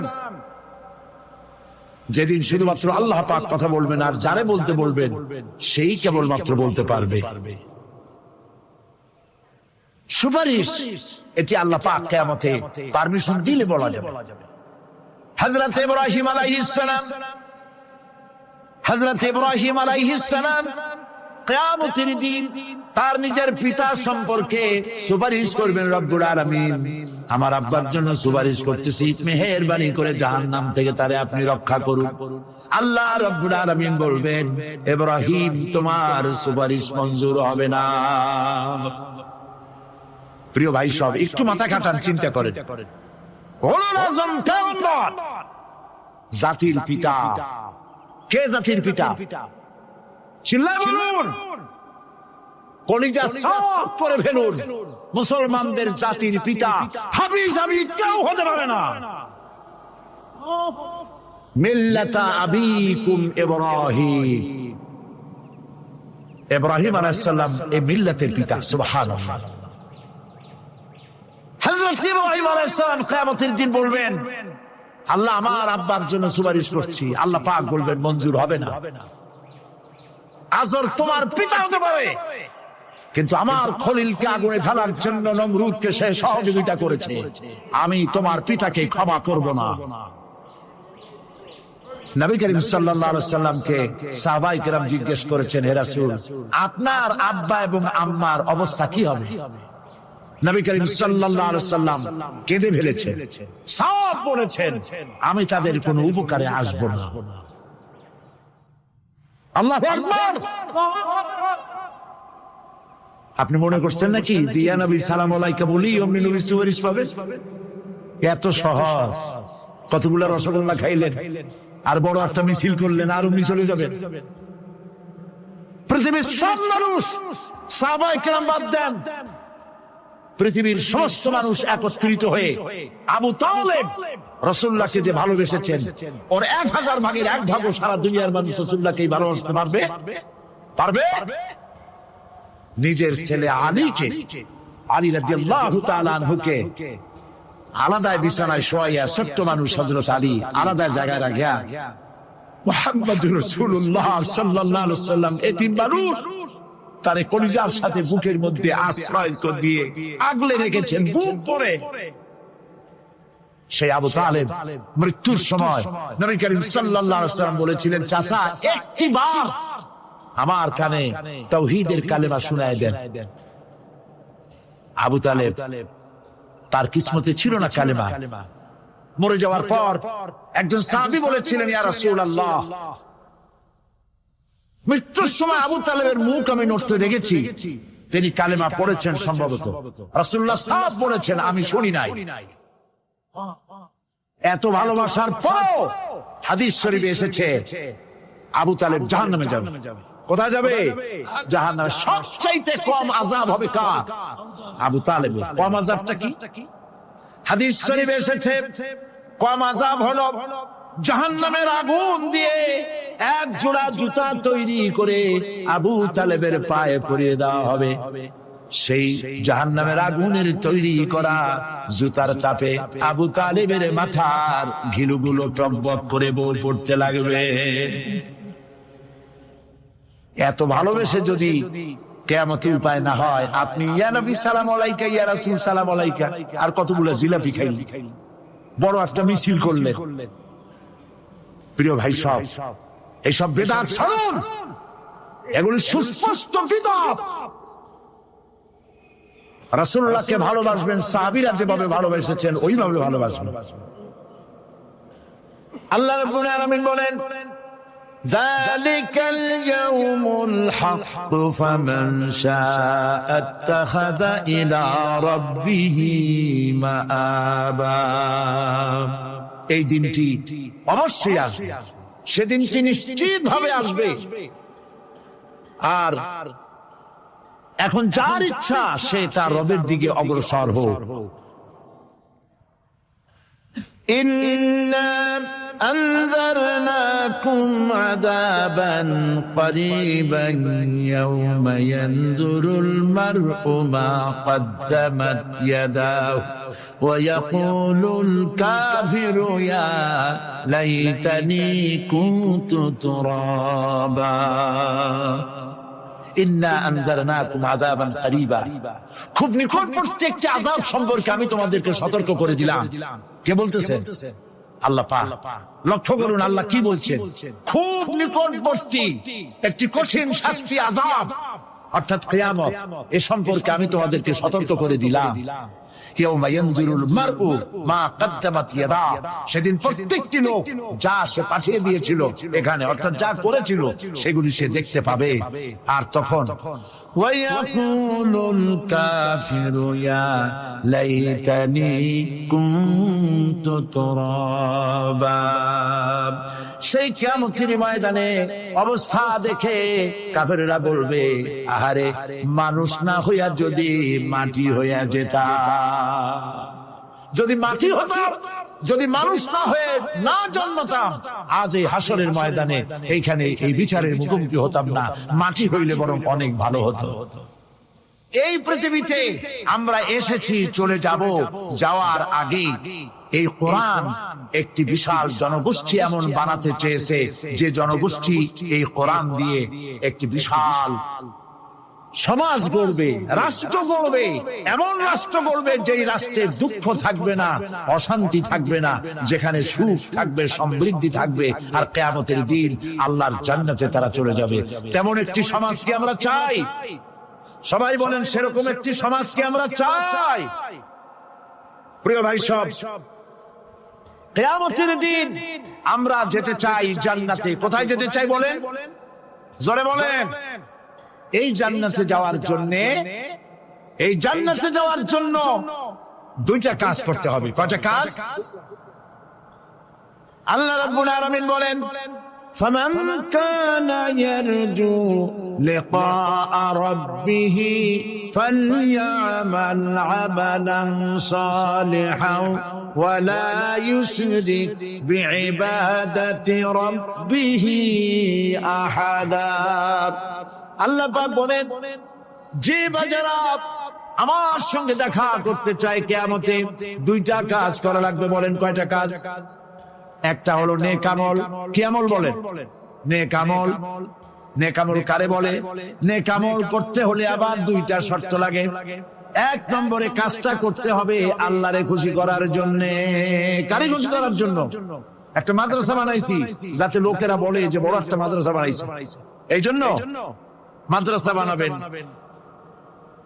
মসজিদ বানাবেন, হসপিটাল বানাবেন, যা কিছু করেন নিয়ত হবে আল্লাহকে খুশি করা। নিয়ত হবে কারে খুশি করা? আল্লাহ পাককে খুশি। এই হলো নেক আমলের প্রথম শর্ত, কাজ হবে আল্লাহকে খুশি করার জন্য। দুই নম্বরে কাজটি হতে হবে সুন্নতে নববী সাল্লাল্লাহু আলাইহি ওয়াসাল্লামের উপর। মনে থাকবে, দাড়ি রাখবো। কেন রাখবো? রাসূলের সুন্নাত। রাখবো কারে খুশি করার জন্য? আল্লাহ খুশি করার জন্য। রাখবো কার মতো? রবীন্দ্রনাথের মতো, কার্ল মার্কসের মতো, কবির মতো নয়, রাখতে হবে কার মতো? নবীর মতো। বুঝে নেন, কাজটা হতে হবে আল্লাহকে খুশি করার জন্য। 2 নম্বরে কাজটা হতে হবে সুন্নতে নববী সাল্লাল্লাহু আলাইহি ওয়াসাল্লামের উপরে হতে হবে। তাহলে এই হলো 1 নম্বর। জান্নাতে যাওয়ার জন্য, আল্লাহর সাথে দেখা করার জন্য 1 নম্বরের কাজ হলো নেক আমল। বলেন 1 নম্বরের কাজ কি? 2 নম্বরের কাজ ওয়ালা ইউশরিক বিইবাদাতি রাব্বিহি আহাদা। আল্লাহ রাব্বুল আলামিনের ইবাদতের সাথে কাউকে শরীক স্থাপন করা যাবে না। আমরা যারা মুসলমান, অধিকাংশ মুসলমান শিরকের ভিতরে মুবতলা হয়ে আছে। বিশ্বাস করেন কিনা বলেন? কাফেররা তো মুশরিক আছেই, ওরা তো মুশরিক আছেই, কিন্তু আমরা মুসলমানেরা আমাদের আমলের মধ্যে, আমাদের অজান্তে সবের নিয়তে অনেক শিরক আমরা করে বসি। নাউজুবিল্লাহ, বলেন নাউজুবিল্লাহ। এই জন্য আমি বারবার সতর্ক করি, নিজেকেও করি, আপনাদেরকেও করি। এই কারণে করি, শিরকের গুনাহ আল্লাহ মাফ করবেন না। ইন্না শিরকা লাযুলমুন আযীম, শিরক মস্ত বড় অপরাধ, জুলম, আল্লাহ মাফ করবেন না। আল্লাহর কাছে কাঁদে কাঁদে মাপ চাওয়া লাগবে যে আল্লাহ, শিরক থেকে আমাকে রক্ষা করো, বাঁচাও। অনেক গোপন শিরক আছে। মাজারে যান, পীর সাহেবের কাছে যান, মনে যদি নিয়ত থাকে উনি ফু দিলে আমি ভালো হবই, উনি তাবিজ দিলে আমার বাচ্চা হবেই, উনি আমারে দয়া করলেই আমার ব্যবসায় উন্নতি হবেই, এইটার নাম শিরক। এটার নাম কি? ওয়াইজা সাআলতা ফাসআলিল্লাহ ওয়াইজা ইসতাআনতা ফাসতাইন বিল্লাহ। যা বলার আল্লাহরে বলো, আর যা চাওয়ার কার কাছে চাও? চিল্লায় বলেন। কলিজাটাকে পরিষ্কার করে দেন আজকের মাহফিলে। এই কলিজায় কারো প্রতি কোনো ভয় রাখবো না আল্লাহ ছাড়া। ভয় করবো কারে বলেন? মহব্বত আল্লাহ ছাড়া, এত বেশি মহব্বত আর কাউকে করবো না। আল্লাহ তাআলা আমাদের কলিজায় তোমার ভয় এবং মহব্বত দিয়ে ভরে দাও, রাসূলের মহব্বত দিয়ে আমাদের দিলকে ভরে দাও। বিশ্বাস করুন ভাই সাহেব, কোরআন শরীফ আমার সামনে, বিশ্বাস করুন, দেশি পীর বিদেশি পীর, খাজা বাবা দেশি এবং বিদেশি, কেউ আপনার ভাগ্য বদলাই দিতে পারবে না। এই পিছনে দৌড়ায় দৌড়ায় কোনো লাভ নাই। এতক্ষণ মসজিদের ভেতরে বসে আল্লাহর কাছে কাঁদে। ওয়াকালা রাব্বুকুম উদউনি আস্তাজিব লাকুম। তোমার রব বলেছে আমারে ডাকো, আমি ডাকের সাড়া দিয়ে দেব। সুবহানাল্লাহ। আর আল্লাহ বলেছেন আমার ইবাদতের সাথে কাউকে শরীক করবে না। খবরদার। আলাইসাল্লাহু বিকাফিন আবদা। আল্লাহ প্রশ্ন করছেন, আলাইসাল্লাহু বিকাফিন আবদা, আমি কি আমার বান্দার জন্য যথেষ্ট নই? চিল্লায় বলুন অবশ্যই যথেষ্ট। আবার বলেন অবশ্যই যথেষ্ট। কলিজা সাফ করে ফেলেন। সম্রাট শাহজাহান, দিল্লির সম্রাট, হাবিজাবি সম্রাট না, দিল্লির সম্রাট। এখন কোথায়? কবরে। কবি বলতেছেন, শাহনে জাহাঁ কো जिन्हें फक्र से देते थे बाज, शाहने जहां को जिन्हें फक्र से देते थे बाज, वाज कब्र में है सूरह अलहम्दु की मोहताज।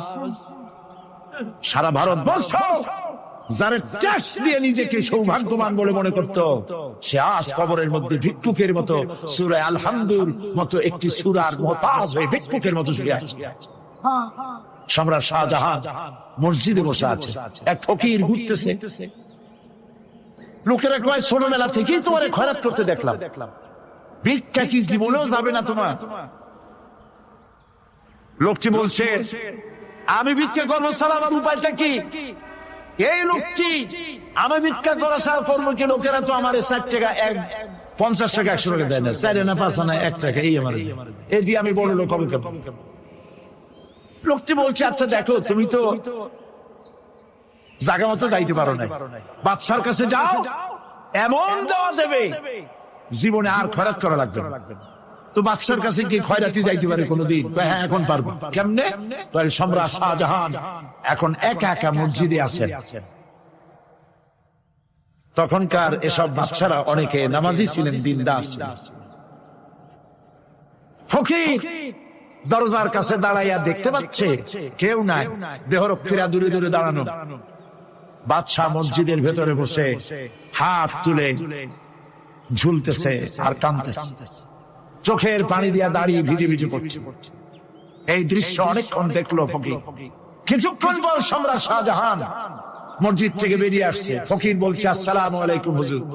তিনি বললেন, ওয়ালাইকুম আসসালাম। চলে গেল। বাদশা বলল, আমার কাছে তো কেউ আইসা কিছু না চাইয়া তো যায় না, এর দেখলাম খয়রাতির মতো কিছু চাইলো না, বেটা ভয় করলো নাকি? আসছে। ভয় পাইছো? কয় না, ভয় পাইনি। তুই কিছু যে চাইলে না? ফকির বলছে, জাহাপানা, সত্যিই কিছু চাইতে আসছিলাম। তারপর চাইলে না কেন?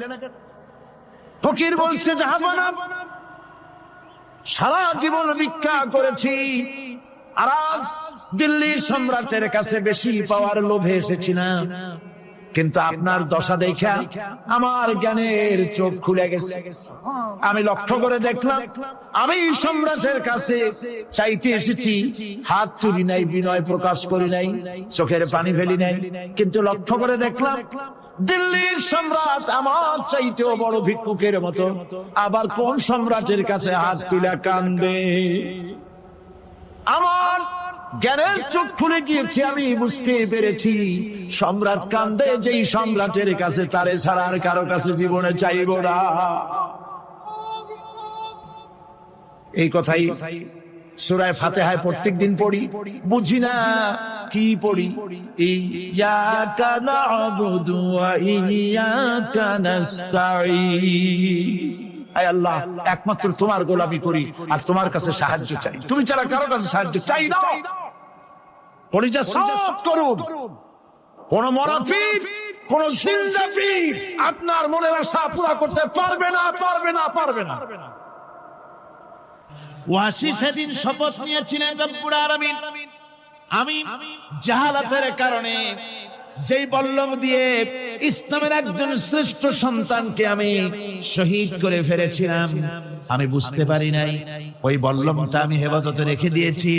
তুমি আমার এই দোয়া মঞ্জুর করো, আমি যেন এই বল্লম দিয়ে এই পৃথিবীর নিকৃষ্ট ইসলামের কোন দুশমনকে যেন আমি শেষ করে দিতে পারি। আল্লাহ পাক দোয়া তার মঞ্জুর করে নিলেন। মুসাইলামা কাযযাবের বিরুদ্ধে হযরত আবু বকর সিদ্দিক রাদিয়াল্লাহু তাআলা আনহু যে বাহিনী পাঠালেন, হযরত ওয়াসি সেই বাহিনীর মধ্যে ছিলেন। আর তিনি সেই বল্লমটা দিয়ে, যে বল্লম দিয়ে তিনি হযরত হামজাকে শহীদ করেছিলেন, সেই বল্লমটা দিয়েই ইসলামের নিকৃষ্ট শত্রু মুসাইলামা কাযযাবকে দুনিয়া থেকে তিনি বিদায় করে দিলেন। দাউদ আলাইহিস সালামকে আল্লাহ রাব্বুল আলামিন এমন মুজিজা দিলেন, তিনি যখন লোহা মুঠো করে ধরতেন, হাতের ভিতরে লোহা পানি হয়ে হাতের ফাঁকের মধ্য দিয়া তা পড়ে যেত পানি হয়ে। এভাবে মুজিজা তাকে দেওয়া হলো। সুলাইমান আলাইহিস সালামের মুজিজা ছিল, তক্তার উপরে বসতেন, ইঞ্জিন লাগতো না, মেশিন লাগতো না, বিনা ইঞ্জিনে বিনা মেশিনে তক্তা হাওয়ার উপরে উড়ে সারা পৃথিবী ঘুরে আসতেন। ঈসা আলাইহিস সালামের মুজিজা ছিল, জন্মদের চোখের উপরে হাত বুলিয়ে দিতেন, সঙ্গে সঙ্গে চোখ তার ভালো হয়ে যেত। আবার কুষ্ঠ ব্যাধিগ্রস্ত লোকের গায়ে হাত বুলিয়ে দিলে তার শরীর ভালো হয়ে যেত। এটা ছিল তার মুজিজা।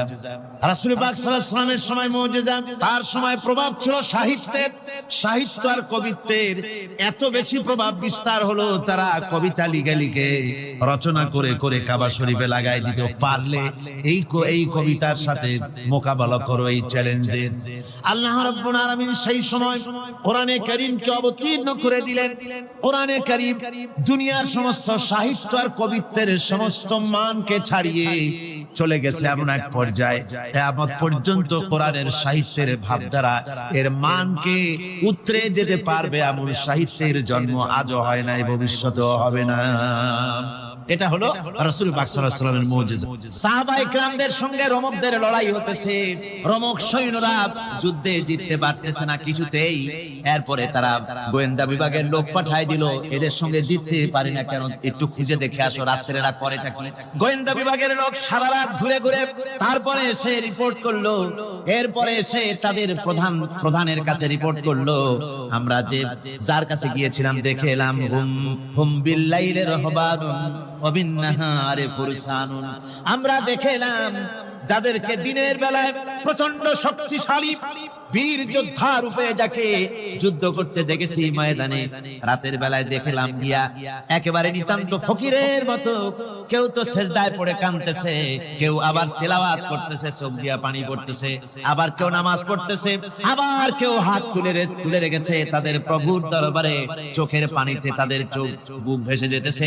সারাটা রাত তেলাওয়াত আর সেজদার নামাজের মধ্যে তারা এভাবে কাটিয়ে দিয়েছে। সেনাপতি এই রিপোর্ট শোনার পরে বললেন, ও গোয়েন্দা বিভাগের লোকেরা, আমার রোমক সৈন্যরা শোনো, যে জাতির নৈতিক মান এত উচ্চে, ওই জাতির সঙ্গে যুদ্ধ করা মানে আমাদের আত্মহত্যা করার শামিল। এদের সাথে কিছুতেই আমাদের পক্ষে পারা সম্ভব না। হ্যাঁ, এদের সাথে পারা যাবে যদি এই সম্পর্ক নষ্ট করে দেওয়া যায়। আল্লাহর সাথে তাদের এই গভীর সম্পর্ক যেটা আছে, এই সম্পর্ক নষ্ট করে দিতে হবে, তাহলেই কেবলমাত্র সম্ভব হবে। এদের নৈতিক চরিত্র ধ্বংস করার জন্য প্রচেষ্টা চালাও, তাহলে হয়তো আমরা কামিয়াব হতে পারবো। আমার বন্ধুগণ, সামান্য স্যান্ডেলের ফিতা গাছা যদি ছেড়ে যায়, মানুষের কাছে চাইও না, আল্লাহ রাব্বুল আলামিনের দরবারে হাত পাতো। রব্বুল আলামিন তোমার স্যান্ডেল কেনার পয়সা জুগিয়ে দেবেন। জোরে বলেন সুবহানাল্লাহ। যা দরকার তার কাছেই চাও, হাত তার কাছেই পাতো। ওই যে সম্রাট শাহজাহানের কথা আমি আপনাদেরকে শুনাই, ফকির একটা ঘুরতেছে সারাদিন। এক লোক বলছে যে আপনি এত, হে ফকির, তুমি এরকম করে ঘুরছো সারা জীবন, বুড়া হয়ে গেছো খয়রাত করতে করতে, ছোটবেলা থেকে তোমার ভিক্ষা করতে দেখি, আর কতকাল ভিক্ষা করো? হয় করবো নাকি? বাচ্চার কাছে দিতে পারবে, বাচ্চার কাছে গেলে এমন ভাবে দিবে, অনেক দিবে, নিয়ে খুঁড়াইতে পারবা, তোমার আর জীবনে ভিক্ষা করা লাগবে। ফকির চলে গিয়েছে, কোথায় পাবো বাচ্চা? দেখো মসজিদে পাবো। এখন তিনি নামাজ চলে গিয়েছে সেখানে, মসজিদের বারান্দায় দাঁড়ায় দেখে সম্রাট শাহজাহান হাত পেতে মোনাজাত করতেছেন, চোখের থেকে পানি পড়ে দাড়ি ভিজে ভিজে পড়ে। মোনাজাত শেষ করে বাচ্চা যখন বাইরে নেমেছেন, তখন ফকির তাকে সালাম দিয়ে চলে যাচ্ছে। বাচ্চা বলছেন, তুমি আমাকে সালাম দিয়ে চলে যাচ্ছ, তুমি তো ভিক্ষু, আমার কাছে তো সমস্ত ভিক্ষুকেই আমার কাছে চায়, ভিক্ষুক তো ভালো, ধনীরাও আমার কাছে, তুমি ভিক্ষুক মানুষ, আমার কাছে চাইলে না, সালাম দিয়ে চলে যায়। ফকির বলতেছেন, যা পানা সত্যি কিছু চাইতে এসেছিলাম, কিন্তু আমি আপনাকে দেখার পরে আমার চিন্তার পরিবর্তন হয়ে গেছে। আমি তাকিয়ে তাকিয়ে দেখলাম মসজিদের ভেতরে আমি চাইতে এসেছি দিল্লির সম্রাট শাহজাহানের কাছে। যেই সম্রাট, দিল্লির সম্রাট যার কাছে আমি চাইতে এসেছি, আমি তো দাঁড়ায় আছি, কান্দি না, কিন্তু আমি দেখতেছি যার কাছে আমি চাইতে এসেছি তিনি যেন আবার কোন সম্রাটের কাছে আমার চাইতেও দারুণ ভিক্ষুকের মতো হয়ে চোখের পানি ফেলে ভিক্ষা চাইতেছে। মনে মনে ভাবলাম, মানুষের কাছে ভিক্ষা চাইবো না কোনদিন আর। বাদশা কান্দে, যেই বাদশার কাছে, ওই সম্রাটের সম্রাট রাজা ধীরাজ আল্লাহর কাছে তারা কারো কাছে জীবনে আর হাত পাতবো না। হযরত আবু হুরায়রা রাদিয়াল্লাহু তাআলা আনহু একবার রাসূল করিম সাল্লাল্লাহু আলাইহি ওয়াসাল্লামের দরবারে কাঁদতেছিলেন। হুজুর জিজ্ঞেস করলেন, আবু হুরায়রা তুমি কাঁদো কেন? হুজুর, হযরত আবু হুরায়রা বলেন, হুজুর আমার মা আমাকে মেরেছে, আমি সেই জন্য কাঁদতেছি। হুজুর বলেন, মা তোমাকে মারলো কেন? কোনো বেয়াদবি করেছো নাকি? তিনি বললেন, না কোনো বেয়াদবি করি নাই, তবে মারলো কেন? হযরত আবু হুরায়রা বলেন, হুজুর আমার মা হচ্ছেন মুশরিকা, আমার মা কাফের। আমি অনেক রাত হয়েছিল বাড়ি ফিরতে, আমার মা জিজ্ঞেস করলো, এত রাত কোথায় ছিলি? আমি বললাম, মা তাম পৃথিবী যে কদম মোবারক চুমতে পারলে নিজেকে ধন্য মনে করে, আমি সেই রাসূলের দরবারে ছিলাম, আসতে দেরি হয়ে গেছে। ইয়া রাসূলুল্লাহ, আপনার নাম শোনা মাত্র আমার মায়ের গায়ে আগুন জ্বলে গেল, সহ্য করতে না পেরে আমাকে মায়ের আরম্ভ করে দিল। বলল, আবু হুরায়রা, হয় আমার বাড়ি ছাড়বি, না হয় মুহাম্মদ সাল্লাল্লাহু আলাইহি ওয়াসাল্লামের ঘর ছাড়বি, কোনটা করবি কর। আমি বললাম, মা তোমার গায়ে যত শক্তি আছে সমস্ত শক্তি দিয়ে তুমি আমাকে প্রহার করো, আমি তামাম তোমার বাড়িটা সুদ্ধা তামাম দুনিয়া ছেড়ে দিতে পারি, কিন্তু রাসূল পাক সাল্লাল্লাহু আলাইহি ওয়াসাল্লামের কদম মোবারক ছাড়তে পারি না। ভাইরা আমার, হযরতে আবু হুরায়রা কাঁদতেছেন। আল্লাহর নবী বলেন, তুমি কাঁদো কেন? তোমার মা তোমাকে মেরেছে, আমি এখানে কি করব? এখানে তো আমি কোনো দখল আন্দাজ করতে পারি না, আমি কি করতে পারি? এখানে ইন্টারফেয়ার তো আমি করতে পারি না, মা তোমারে মেরেছে। হযরত আবু হুরায়রা বলেন, ইয়া রাসূলুল্লাহ, মায়ের বিরুদ্ধে কোনো নালিশ করার জন্য আপনার কাছে আমি আসি নাই। বলে, কেন এসেছো? হযরত আবু হুরায়রা বলেন, হুজুর, এসেছি এই জন্য, আমি জানি আপনি যদি আল্লাহর দরবারে কোনো ব্যাপারে দোয়া করেন, আল্লাহ রাব্বুল আলামিন তা মঞ্জুর করে নেন। আপনি মেহেরবানি করে আমার মায়ের হেদায়েতের জন্য আল্লাহর কাছে দোয়া করুন। হুজুর সাল্লাল্লাহু আলাইহি ওয়াসাল্লাম দুই হাত উঁচু করলেন, বললেন, আল্লাহুম্মা ইহদি উম্মা আবি হুরায়রা, আয় আল্লাহ, আবু হুরায়রার মাকে তুমি হেদায়েত নসিব করে দাও। এই দোয়া রাসূল করতেছেন। হুজুরকে দোয়ার মধ্যে ফেলে রেখে আবু হুরায়রা দৌড় আরম্ভ করেছে বাড়ির দিকে। পেছন থেকে কয়েকজন সাহাবী তারা দৌড়ে গেল। আবু হুরায়রা দৌড়ায় কেন? এত ভদ্র মানুষ, কোন সময় কারোর সাথে রাগারাগি করে না, দৌড়ায় কেন? নিশ্চয়ই কোনো বিপদ বুঝি হয়ে গিয়েছে। পিছন থেকে জামা টেনে ধরেছে, কি হয়েছে, দৌড়াও কেন? হযরত আবু হুরায়রা বলেন, আমার জামা ছেড়ে দাও, আমাকে দৌড়াতে দাও। আমি দৌড়াইয়া বাড়ি পৌঁছে গিয়ে দেখতে চাই আমি আগে দৌড়ে বাড়িতে গেলাম না নবীজির দোয়া আমার আগে আমার বাড়ি পৌঁছে গেল। কোনটা হলো আমি সেটা দেখতে চাই। হযরত আবু হুরায়রা দৌড়াতে দৌড়াতে ঘরের কাছে গিয়ে নক করেছে। ভিতর থেকে আওয়াজ এলো, কে? কিছুক্ষণ পর মা আমার বেরোলেন, মাথার চুল দিয়া পানি পড়তেছে, বুড়া মানুষ। মা আমার কাছে এসে বলল, বাবা, তোমাকে মারার পর আমি বড় অনুতপ্ত হয়েছি, মনে মনে অনুশোচনা করেছি, আরে আমার ছেলে তো কোনো খারাপ জায়গায় যায় নাই, কোনো খারাপ মানুষের কাছে যায় নাই, মারলাম কেন? বড় অনুতপ্ত হয়ে গেছি আমি। এই অনুশোচনা করে আমি এইমাত্র গোসল করেছি, আমাকে নিয়ে চলো তুমি বিশ্ব নবী রাসূলুল্লাহর দরবারে।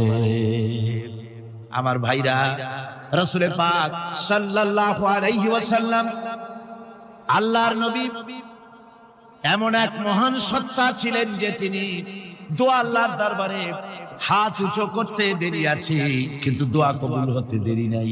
কুতুবে সুবহানী শেখ মুহিউদ্দিন আব্দুল কাদের জিলানী রাহমাতুল্লাহ আলাইহি তিনি বলেছেন, মুনাজাত করতে গিয়ে আবেগে বলেছেন, রব্বুল আলামিন, তুমি যদি দয়া করে আমাকে জান্নাত দাও, আর তোমাকে যদি আমি না পাই, তুমি যদি আমার সঙ্গে দেখা না করো, আমারে যদি কথা না বলো, তাহলে এই জান্নাতে আমার কোনো লাভ নাই। আর আমাকে যদি জাহান্নাম দিয়ে দাও, আর মাঝে মধ্যে তুমি যদি জিজ্ঞাসা করো, মহিউদ্দিন কেমন আছো, তাহলে এই জাহান্নাম আমার জন্য বেহেশত হয়ে যাবে। আয় আল্লাহ, আমি শুধু তোমারই চাই। আল্লাহর নবী বললেন, মহিলা, তুমি অপরাধ করেছো, কিন্তু তোমার গর্ভস্থিত সন্তান তো কোনো অপরাধ করে নাই, সুতরাং